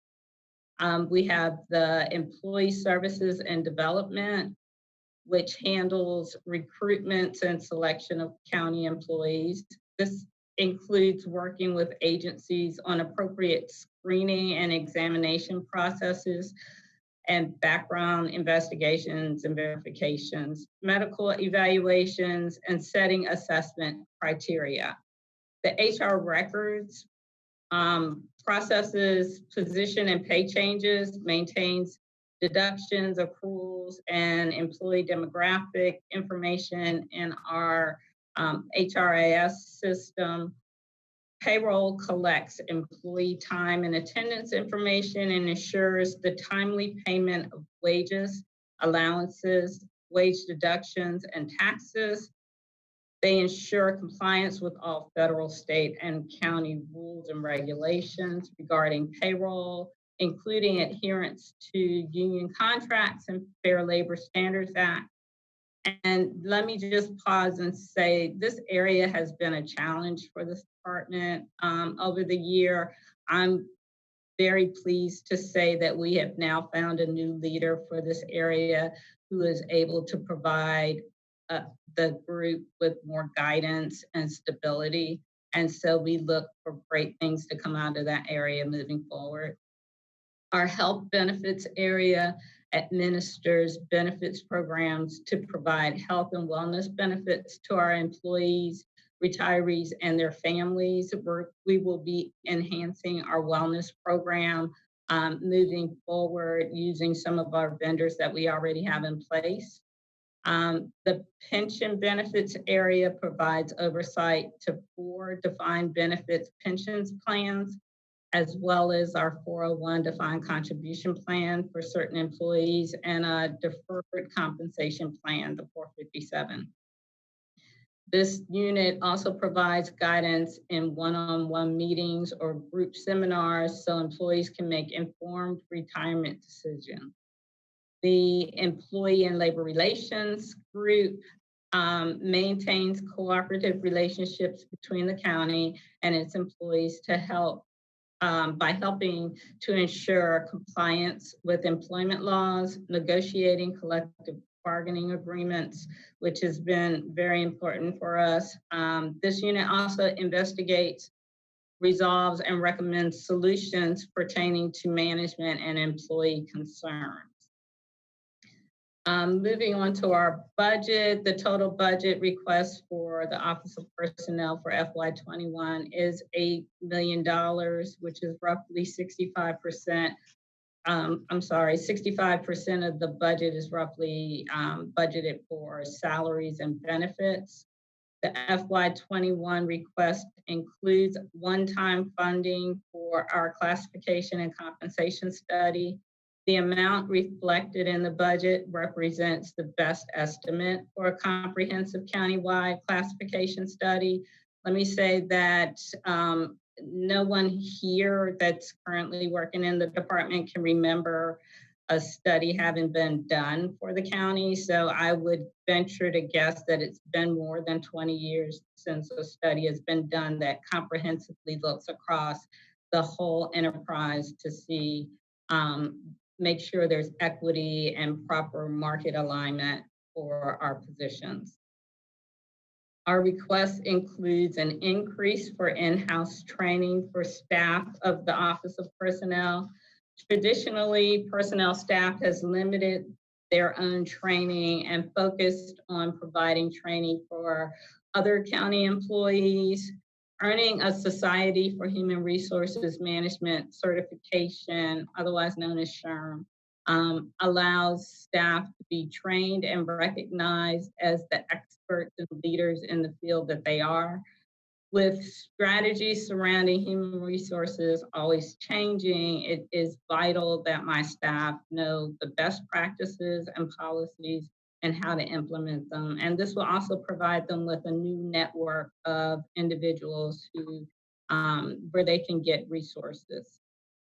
The request allows for up to 20 personnel analysts to earn their SHRM certifications. I'd like to provide a brief update on where we are with our overtime audit. As you may recall, the external overtime audit started back in June 2018. It predates me, but after the payroll unit realized that certain pay allowances had not been calculated properly for overtime pay purposes, this audit started.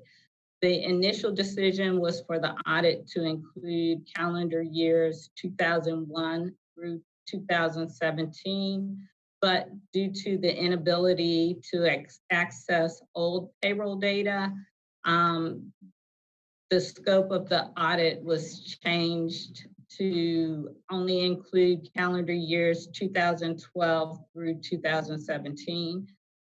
We have external auditors that are working on this process. They began their work in 2007 with 2017 program year. And it took a while for them to conform the payroll data for 2017 into a usable format so that they could do their calculations. Currently, to date, the auditors have completed 2017, subject to final review and certification, and 2012 is substantially complete. The auditors are near completion for years 2015 and 2016. This also requires the resolution to some variances in data and performing quality reviews. It's important to note that these 3 years are close to completion, 2015, 16, and 17, because those are the years that by federal statute, we would be required to pay accurately. We can talk about, maybe in the future, how we might want to look at the prior years, but those are the 3 years that are required by statute to be paid specifically. The work of the audit is extensive and detailed. It is requiring a lot of man hours. Right now, we have a lot of staff that are teleworking, and so this has created a little bit of a challenge for us in completing the audit. We've had a lot of changes in the department over the past several months as well. And so we are working through the variances that exist as swiftly as possible, but it's been time consuming I had hoped that we would have completed this work by the end of March. It hasn't happened. We haven't come to closure yet, but are hoping that we will have this closed out by the end of the fiscal year and hopefully have employees that have adjustments that are due paid out in the first quarter of the next fiscal year. Finally, the Office of Personnel participated in negotiations with 9 unions this year. There are ratified agreements with all unions. There was no arbitration this year. And we were able to get 2-year agreements with Fire, and the other agreements are 1-year agreements. We've sent copies of the ratified copies of the contracts will be sent to the auditor's office after the final review is done. We've sent a summary to the auditor with regards to where we are with the agreements, and I can provide you with an update on what that looks like. I need to find my little talking point.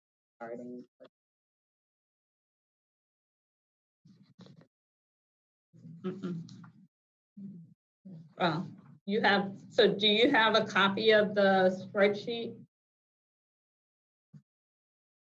Madam Chair?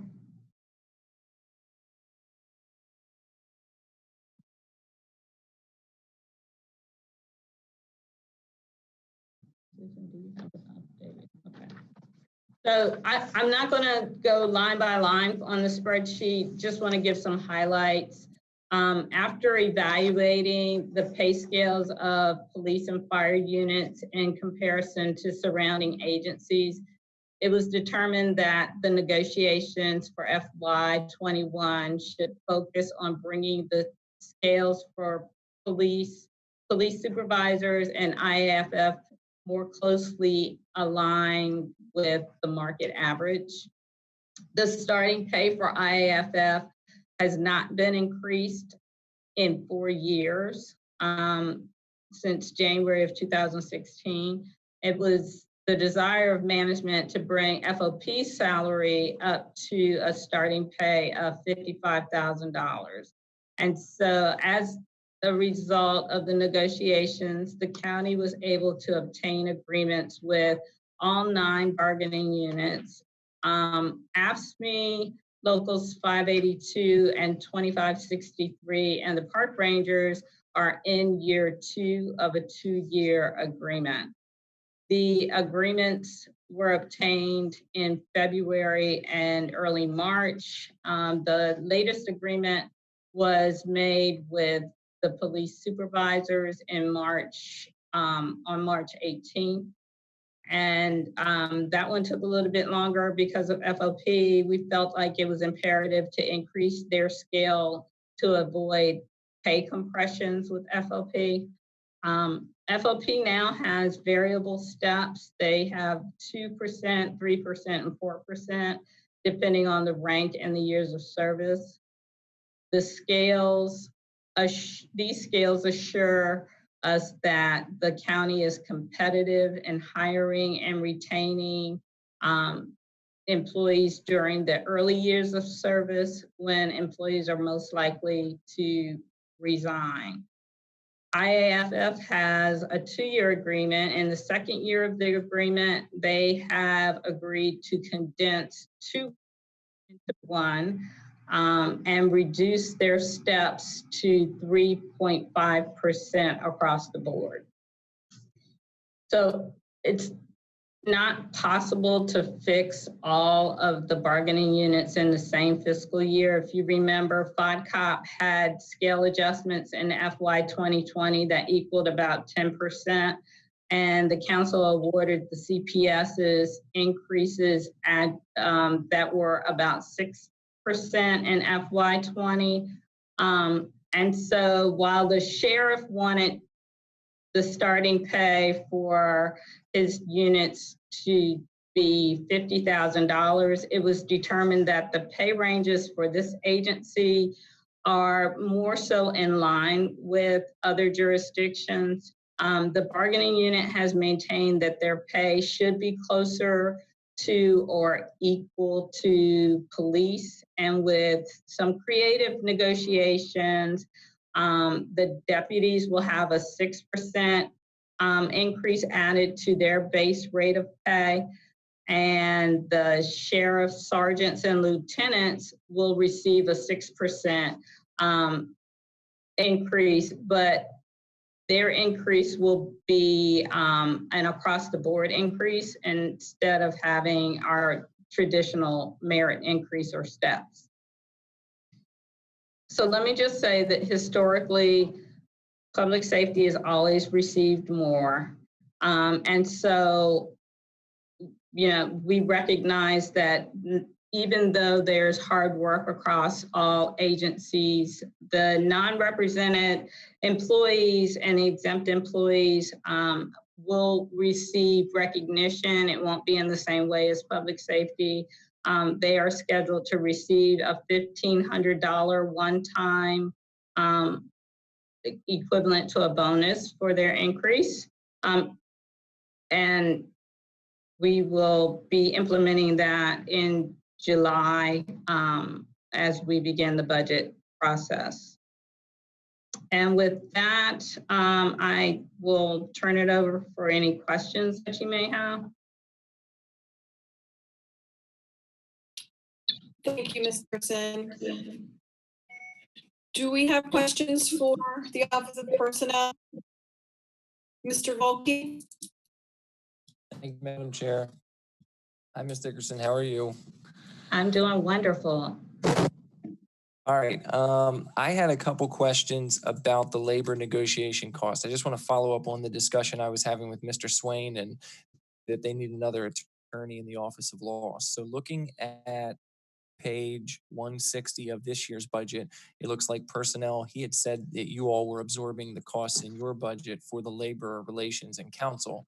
And that noted on page 160 it being $60,000 is what you budgeted for that. Going back to last year's budget on page 166 in that budget, the budgeted amount for labor relations and council was $110,000. So we've actually seen a $50,000 decrease in the cost of the labor relations council for arbitration and negotiations this year. So I guess I'm just trying to understand, because his suggestion was that it was really a net zero, that we were paying the same amount year over year, whether we contract this out or not. And I'm not seeing that. So is this 60 grand the full cost that you're expecting to pay out for the labor negotiations this year? No, Sherry Dickerson, personnel officer. There's historically been a fourth quarter transfer to shore up the budget.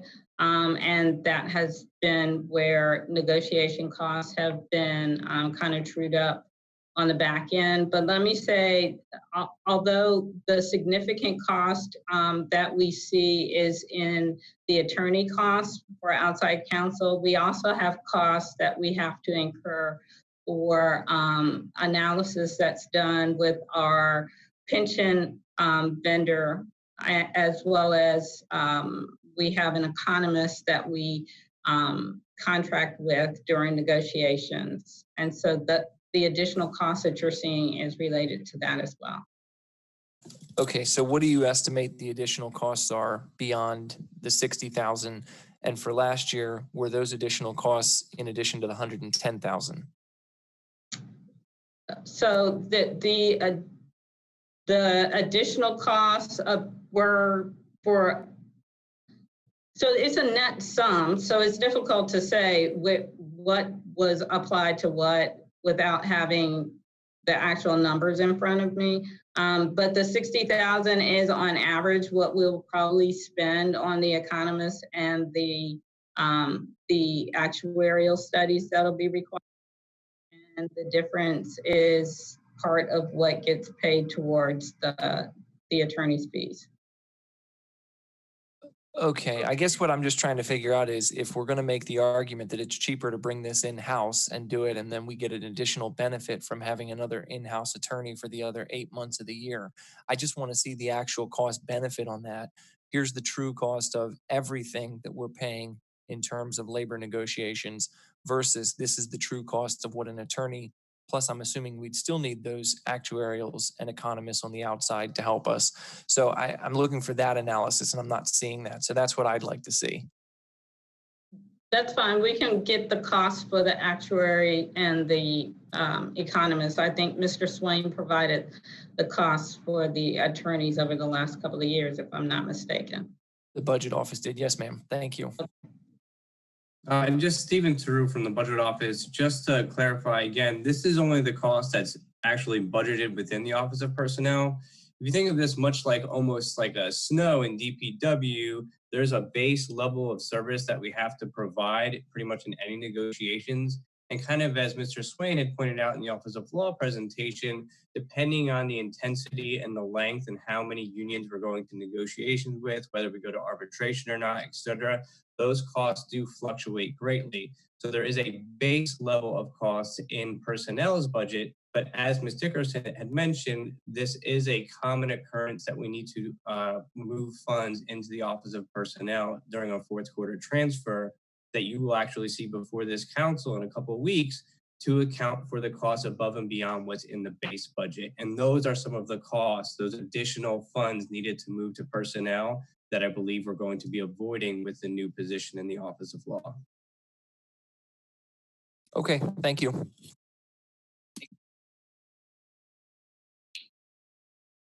Would you like to continue with your questions, Mr. Volkey? I would. Thank you, Madam Chair. I just figured I would give a break in case anybody else had any. So, Ms. Dickerson, I wanted to ask you about bonus variable pays that were paid out over the last 2 fiscal years. Specifically, pays that went, there's one particular that I'm not clear on, which is the health bonus in the health department. What is that bonus and what's the reason for that payment? And is it a contractual or a discretionary bonus? I don't have that data in front of me. I can get an answer to that question and forward it to you. Okay. And then I'd seen a bonus that at some point was paid out in the fire department, and it says something about moving expenses. And I think that was in last fiscal year. Can you explain that? So if you recall, when the fire chief came on board, there was an agreement between the administration and the fire chief that we would reimburse her for her moving expenses. That is what you see on that line. Okay. And do you know what the total of that wound up being? I don't have it in front of me. I can get that number for you as well. Okay. And then in addition to these bonuses, there are DPW recognition bonuses. And again, are those discretionary or contractual bonuses? Those are discretionary. And who has the discretion in awarding those bonuses? The department head.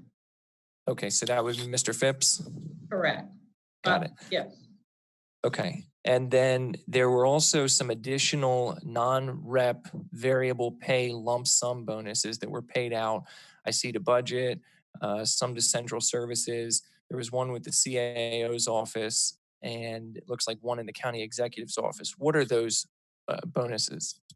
So, Mr. Sherry Dickerson, personnel officer, let me do this. Let me get the list of variable pays that were paid out, and I can provide you with information supporting the various variable pays. I wasn't aware that those questions were going to come up, so I don't have any of that data in front of me. Okay, yeah, because you guys had sent that to me, I think, through the auditor back in January. So I had the information, and I just am not sure how to make heads or tails of it, to be candid with you, because I don't know how these pay bonuses are decided and who gets them and who doesn't and what the criteria is for awarding them. But it looks like last year there were quite a lot of bonuses that were paid out.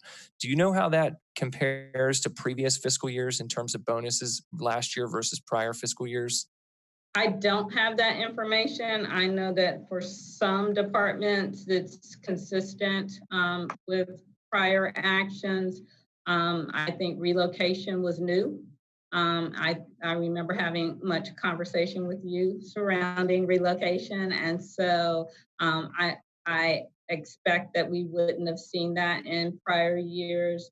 But the discretionary bonuses, I would expect that those probably were taking place prior to last year as well. Okay, I'll pause because I see Ms. Rodvian. Ms. Rodvian, you have the floor. Thank you, Madam Chair, Councilwoman Rodvian, District 6. This probably is a question for Mr. Theroux. Any detail that you can give us about the increase in the health insurance fund?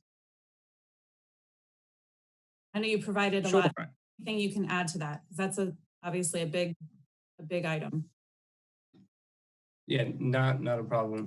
So going into the health insurance fund, as I said, there was really three main aspects of why that's increasing. One, we work with an actuary or a consultant to kind of project out the cost expenditures or the claim expenses that we are forecasting for the next year. And they're expecting a 3% increase in that cost effective January of next year, as well as they did project an increase in last January as well. So that's kind of has a compound impact. That's about $2.7 million of that increase. There's about a $100,000 increase in the pro rata share, and that's the health insurance fund paying the general fund back for employees' time mostly. So for example, Ms. Dickerson spends time going through the health insurance stuff. Part of her time is then expended against the health insurance fund that the health insurance fund pays the general fund for her time. The biggest component of that increase is an additional $5 million that the health insurance fund is going to send over to the county's OPEB trust fund. So the county has an OPEB trust fund, the library has an OPEB trust fund, and the community college has an OPEB trust fund. And the trust funds are to pay for retiree health claims. So the health insurance fund historically has sent over $5 million to the OPEB trust fund as a result of some negotiations and changes back in, I believe it was fiscal year 13. Depending upon the health of the health insurance fund, meaning how much fund balance the fund has, how claims have been, how rebates have been, we can send additional funds over. And we are planning right now in FY21 budget to send $10 million versus the $5 million that was in the FY20 budget. So that $5 million increase is shown as an additional contribution to the county's OPEB trust fund. And just a follow-up question, what would be the consequence of not sending that? Is that, I guess that's just a stated need in order to make their trust funds or their funds, to ensure that they are able to provide the benefits that are guaranteed to retirees? Sure, so we have a pretty...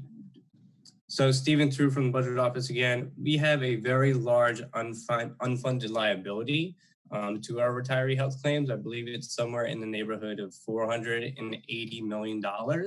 So any additional funding that we can provide to the OPEB trust fund will start bringing that liability down over time. So we do have to contribute like a pay-go contribution almost to pay for the claims on a year-to-year basis, but we still have this giant unfunded liability out there that we are trying to chip away at as we can. Okay, thank you. Mr. Wolke, I see you still have a question. I do. Thank you, Madam Chair. Nathan Volke, District 3 again. I wanted to ask about merit increases that were in excess of what was basically budgeted for. I noted that there were a number of those across the county these are all in FY20. So how are those decided in terms of who awards them and who has the discretion to select whether or not that happens? The department head has the discretion up to 10%. Right. And so that's how they are determined. It's discretionary. Okay, so the department head is the one who chooses it and they can go up to 10% in terms of the variation. Correct. Got it. All right. And again, do you know, as compared to FY20 versus FY19 or even FY18, how frequently we would see these variations in terms of performance merit increases? I actually lack the historical knowledge because it predates me, but we can certainly try and get that data for you. Okay, I'd appreciate that. Thank you.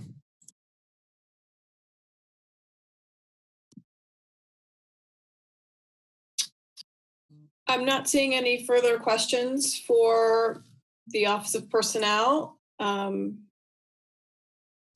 Last call for questions for Ms. Dickerson or her team. Was that the totality of your presentation, Ms. Dickerson?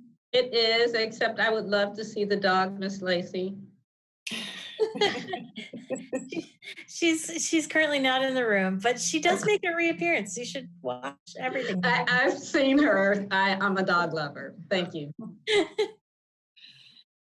Okay, well, thank you so much, Ms. Dickerson and your team for being with us this afternoon.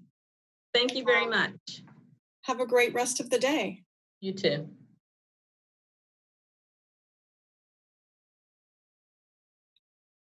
I believe at this time, Madam Chair. Yes, Ms. Lacey. I was hoping, if it's okay with my colleague, perhaps we could take a 10-minute recess before concluding our work for the day. Is that a motion to take a recess? Yes, ma'am, it is.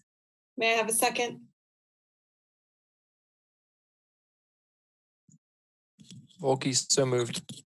Thank you. All in favor? Aye. Aye. The council will recess for 10 minutes. We will be back at approximately 12:32 to resume this departmental review. Thank you. Good afternoon. We'll resume the County Council meeting of May 13th with, yes. Madam Chair, yes, I just wanted to announce that District 7, Ms. Hare, she had to leave the meeting. Thank you. And I believe Mr. Pruski did as well. Oh, all right. And thank you. Thank you. We will proceed with this afternoon's the remaining presentations. I believe information technology is next.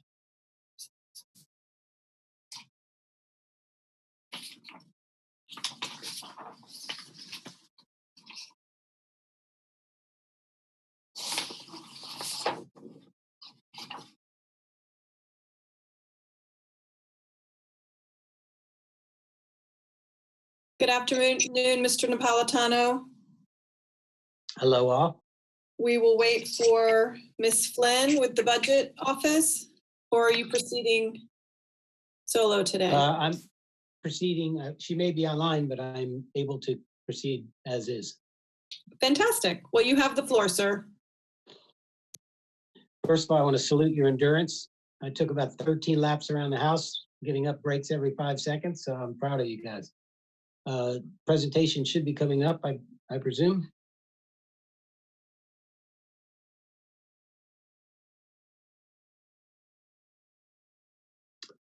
Thank you. I believe we start on page 164. I've taken the material and boiled it down to 3 slides, and hopefully that will be sufficient. And of course, willing to answer any questions that might come up. Go ahead, next slide. My name is Rick Napolitano. I'm director of OIT.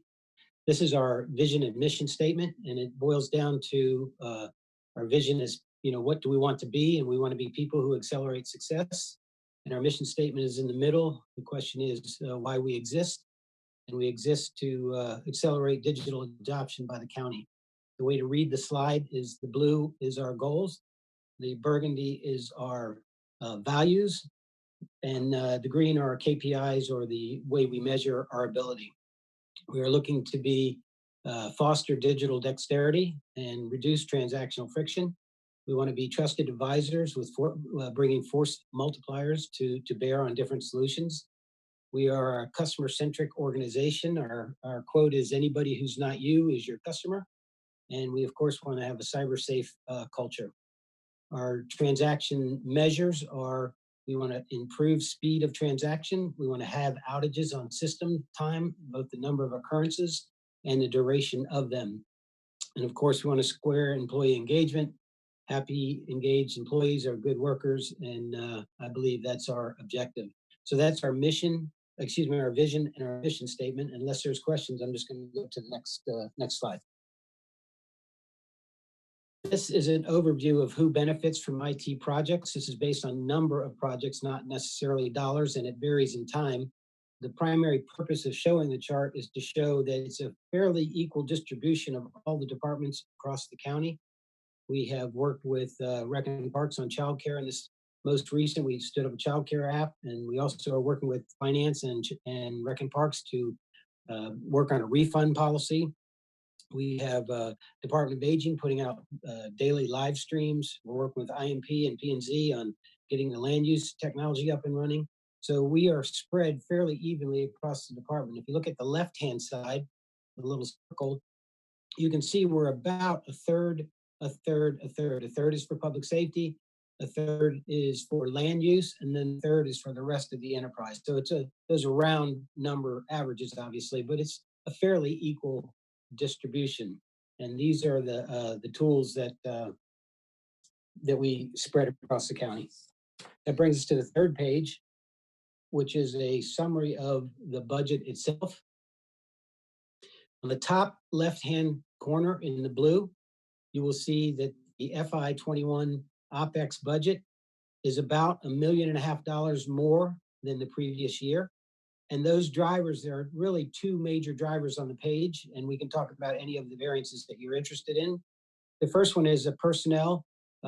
Personnel went up by about $420K, and that was driven by two things: pay packages, normal increases on existing staff, and then there was also two new land use system administrators that are being added to the budget.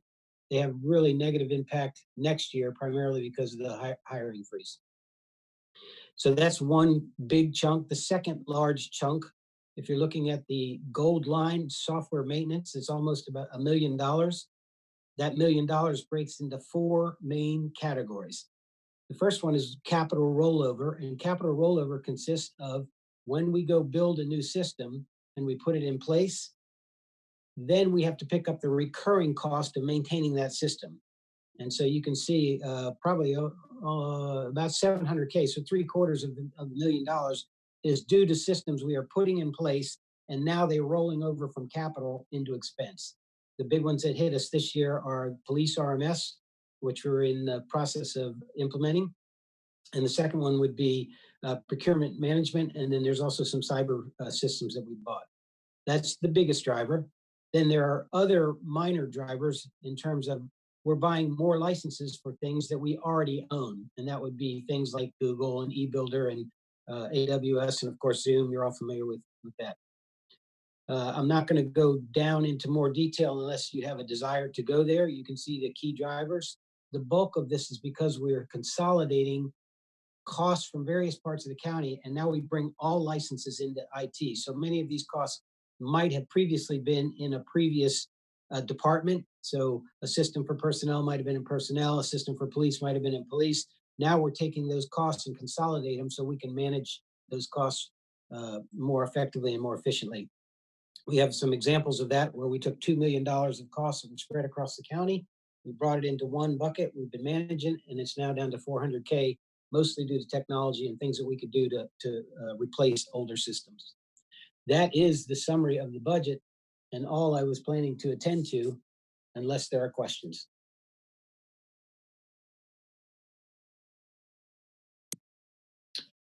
Thank you, sir.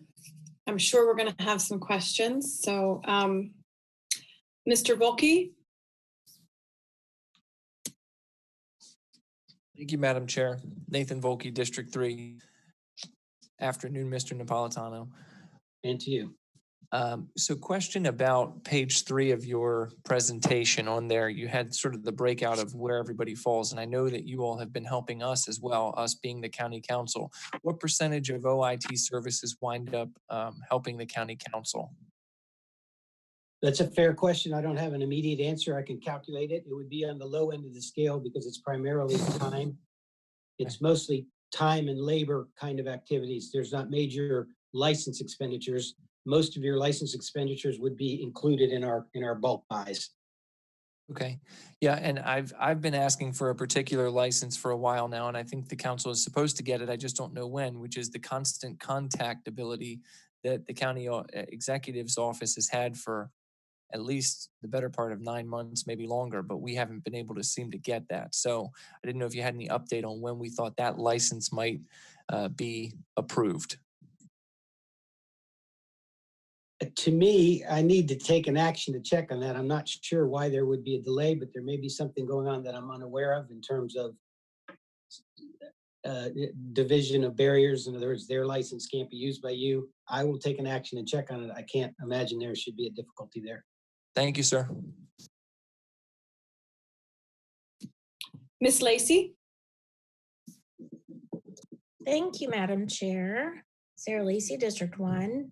Mr. Napolitano, can you give us a sense of how you might expect the contractual services and costs for software licensing to trend over the next couple of years? Are we looking at a cost? I'm trying to compare to the sense of, what we maybe used to need to put into lots of hardware and fees for specific copies of licenses like that used to come on a disc, right? And how that may be growing or changing over time. Is that, is there a sense that there's a number that we'll be able to consistently plan on, or should we be expecting this budget number to generally be going up? Any insight would be very helpful. Thank you.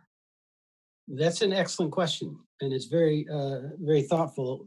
You can expect this budget to climb very extremely.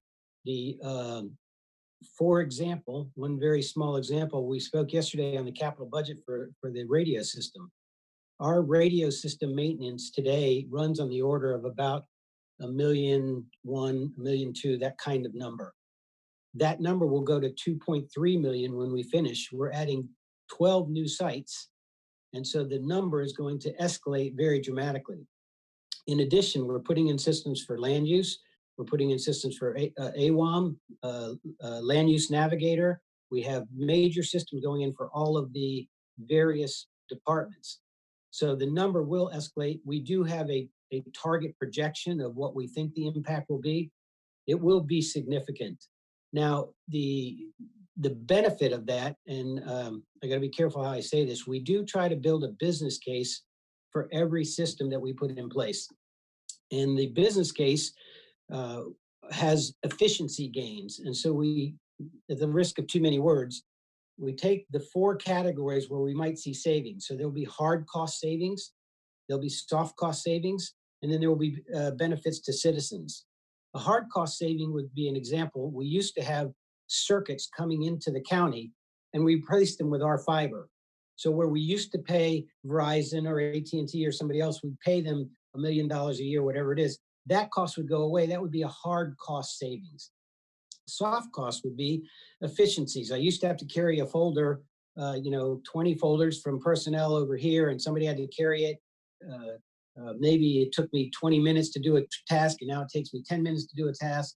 We've seen a number of savings. For instance, one of the things we put in place, and I know I'm probably going too long here, we put in a case that whenever the legal system would ask police to show up in court, that whole process was just prone with error and defaults. Somebody would, a court case would cancel, the police would still show up, we'd still have to pay them. And so we put a thing in place, and there were huge efficiency gains in there. Now the problem, wrong word, the difference between a county activity and a commercial activity is you might see those gains materialize someplace. The way they materialize for the county in those soft costs is, well, instead of needing 40 people in a department, I might need 30 people in the department. Those 10 people will still stay with the county, which is fine, but that means you don't have to go hire 10 new people. And so working that balance of, hey, what have I gained and what have I saved and how have I made things more efficient versus the costs that are going up versus the costs that I've saved in it, it's a very, very soft case. So we classify them as soft case savings as opposed to hard case savings. And we do try to do a business case for each scenarios. That's a heck of a long answer to, because we're putting all these systems in place and they are benefiting us. I don't know if you noticed, our technical agility this year to go off-site with Zoom could not have been done even as maybe 18 months ago. And so it's giving us an agility as a county that's really, really worth the investment. There are costs, and they will show up by design. We've agreed that the cost should come to our IT budget, vice spread out, and that's because they're cloud services, so you can manage all of them better. There's just a lot of reasons to manage them in one place as opposed to multiple places. I apologize. That was a long answer, and I'm sorry. I should have just said yes, we're going up. It was an excellent answer. And really my only follow-up is there any problem you can't solve? I would never say yes to that question because it would happen tomorrow. But we are well geared, and I appreciate your team's support. You guys have been very good to us, and I'm grateful.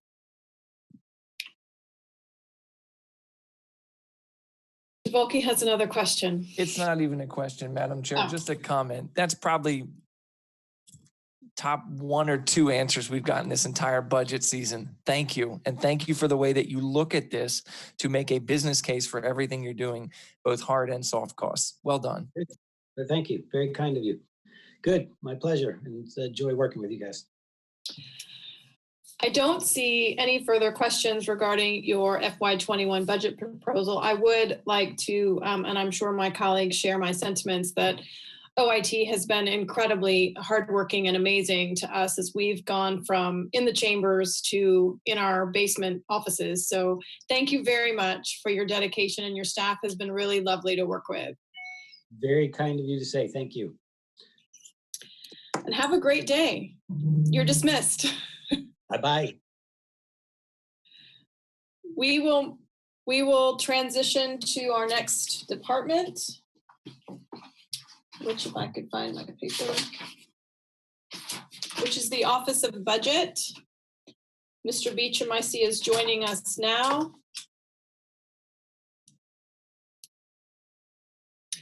Good afternoon. Good afternoon, sir. You have the floor. Thank you, Madam Chair and members of the council. I have 2 different groups to present to you today. One, the Office of the Budget, and then also a package on Office of Finance, non-departmental, and then I'll be followed by Karen McQuaid, Controller for the Office of Finance, but I will cover the non-departmental expenditures in that group.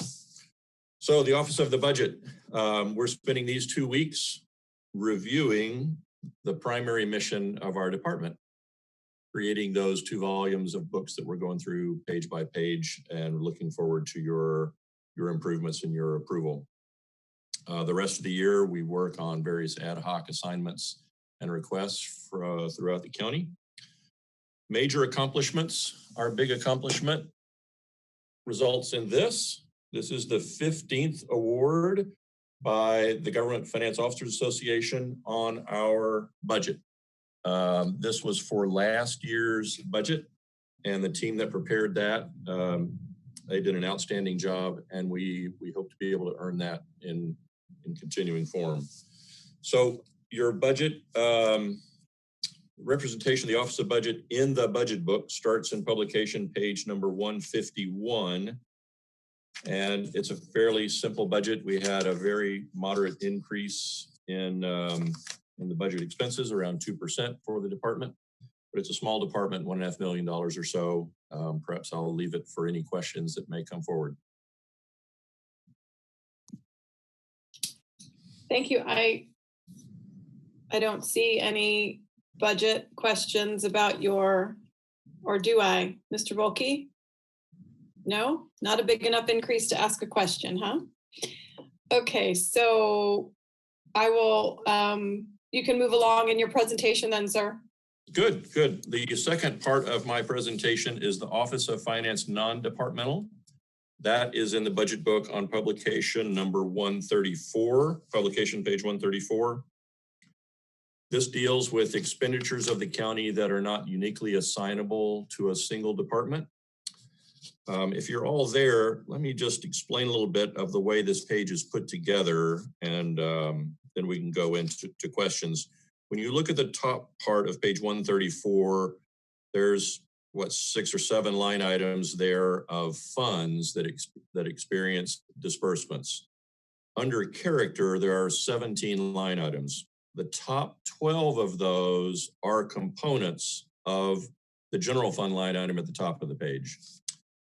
The lower 6 line items, 7 line items, excuse me, the lower 6 line items correlate 1-to-1 with line items in the top of the page. So that's how those relate.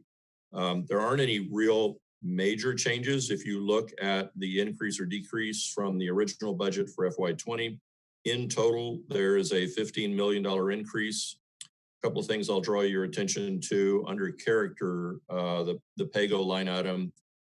For FY21, we were not able to contribute as much PAYGO to the capital program for FY21 as we had done in prior years. So that is down by 25 million.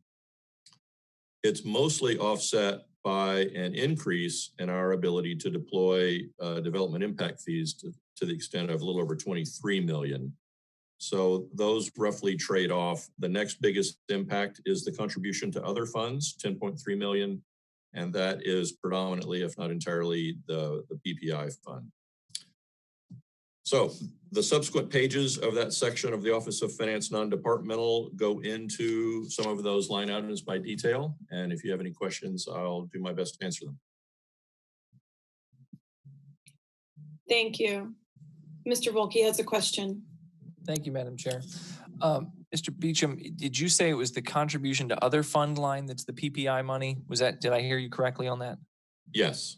Okay, and so that's detailed out on page 150. Okay. Got it. And so is that the debt service on the PPI money? That is money set aside for PPI projects, and it is expected that it will be predominantly, if not all, debt service on PPI projects. The money goes to the PPI fund, and then it's dispersed out of the PPI through debt service. Okay, because I thought we were spending more than $19 million out of the PPI, out of the $250 million of PPI authorized this year. Is that? Well, what you're thinking of perhaps is the total capital expenditure, right? The debt service of that expenditure. Okay, yeah, so that's my question. So this debt service figure of 19.5 million, that's the debt service cost on the PPI funds that have been expended and that will be expended in this year's capital budget. It may not be a dollar for dollar, but any underage in debt service will remain in the PPI fund and be caught up through subsequent years debt service. Got you. Okay, thank you. Yes, sir.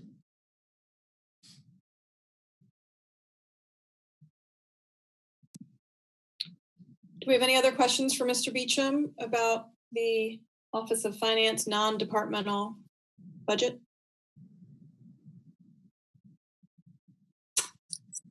I don't see any further questions, sir. So are you staying with us further, or are we moving on to Ms. McQuaid and Finance? Moving on to Ms. McQuaid in Finance, I'll stay on the sidelines. Okay, great. Well, have a wonderful day. Thank you for being with us this afternoon. Thank you so much. We'll pause as we bring Ms. McQuaid forward for the Office of Finance budget presentation.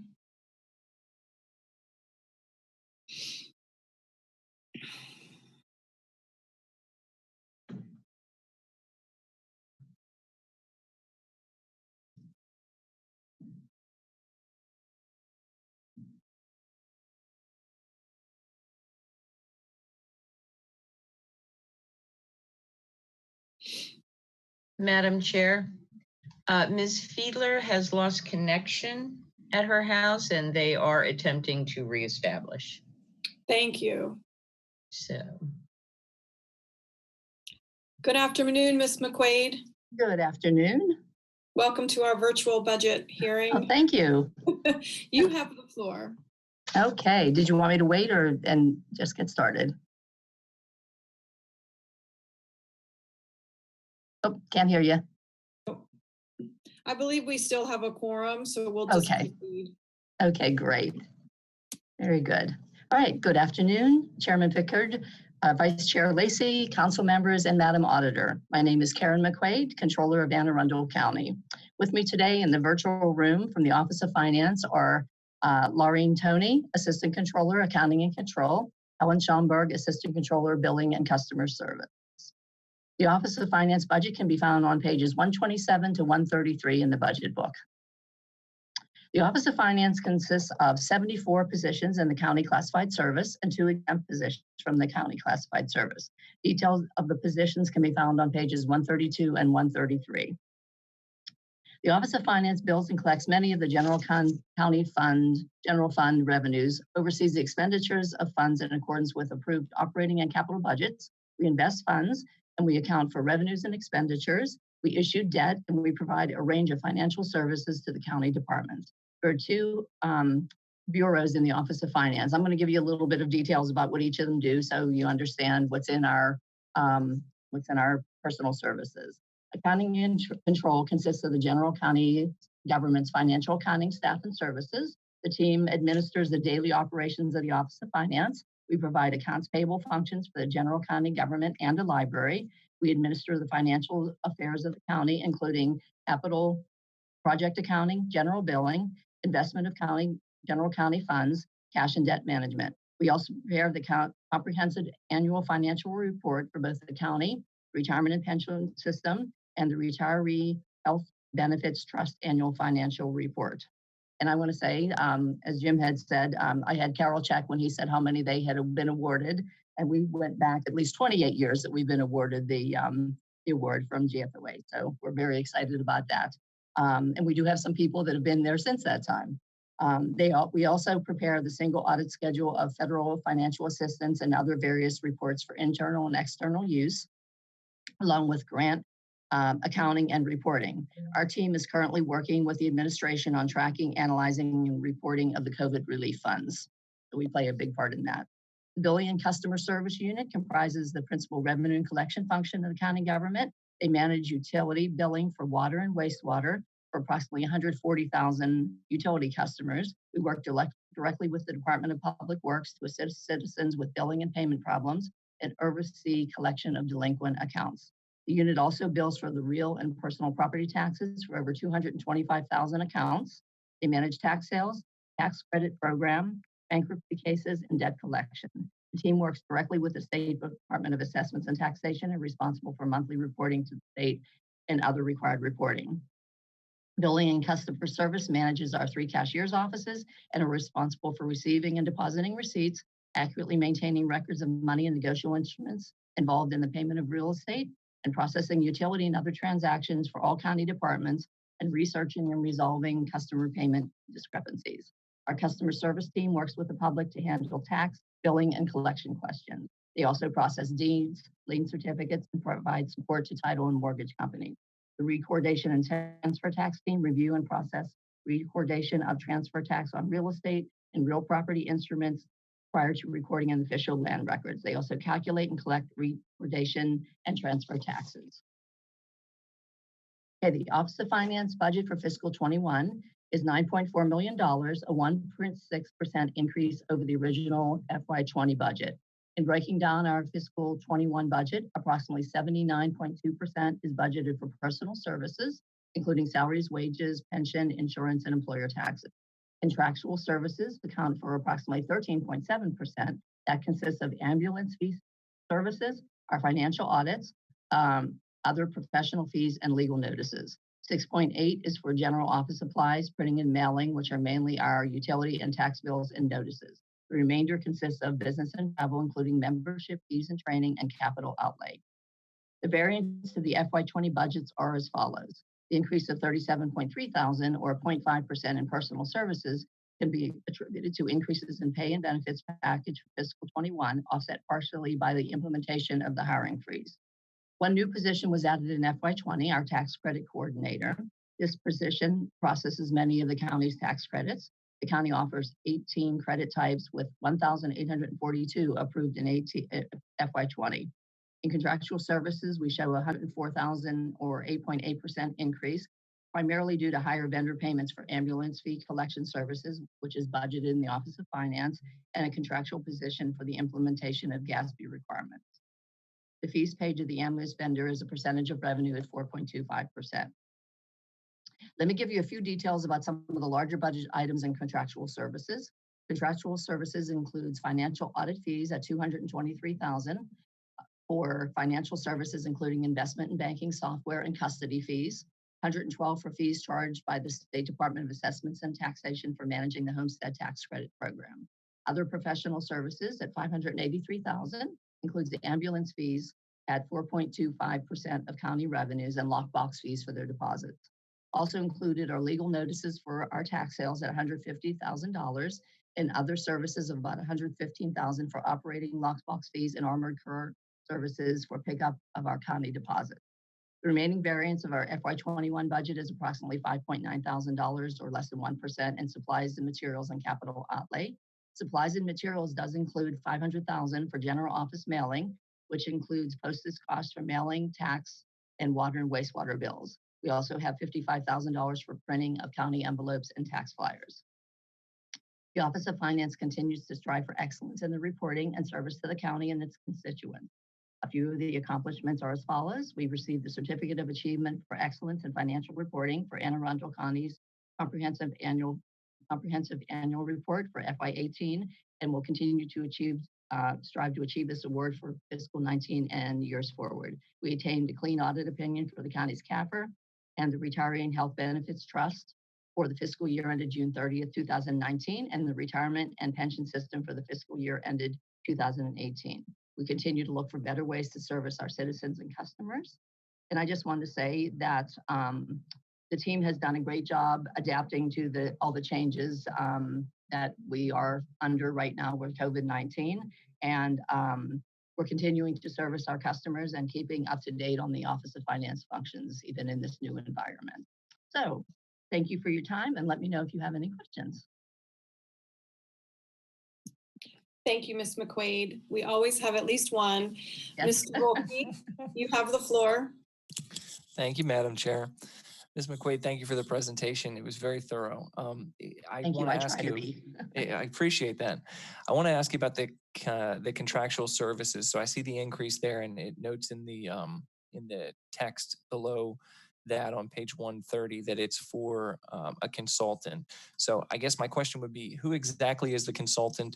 What are the obligations that we have in terms of the ambulances versus any discretion? And what other consulting or contractual services are we covering in both of the departments in Office of Finance that are discretionary versus, we're somehow contractually obligated to fund them or something? Okay, well, the $55,000 is, we have not hired anybody yet. We have some GASBs that are coming around. We've already started trying to implement one of them. GASB for leases is one of the bigger ones that's coming around. There have been a few changes with the COVID environment, so we'll be looking at that. But that's one of the huge ones. It's going to take a lot of time, and I've already talked to our audit firm and done some research on what the cost would be. We were hoping to get a full-time position, but we were actually, going to go with a contractual employee if we could. And so we haven't done anything with that one right now, but it's in the budget for us to explore. Second, the ambulance fees, that's a contractual agreement, and it's 4.25% of the ambulance revenues that we get. So that's based on revenue. So whatever the revenues are, we have to pay the 4.25%. Okay, understood on that. Thank you. Is there anything else in the contractual services for Office of Finance that is sort of a discretionary or consulting type contract? No. Thank you. You're welcome. Do we have any other questions at this time for Ms. McQuaid from the Office of Finance? Ms. McQuaid, was that the totality of your presentation? Yes, it is. Thank you so much for being with us this afternoon. Thank you. Have a great afternoon. I hope you do as well. Thank you. That concludes our budget presentations for today. Is there any business to be brought before the County Council at this time? Great. May I have a motion to adjourn? Lacey, so moved. May I have a second? Rodvian, second. All in favor? Aye. Aye. Aye. Opposed? No. The motion carries. The County Council is adjourned until 9 a.m. tomorrow, Thursday, May 14th, 2020. Enjoy the rest of your day.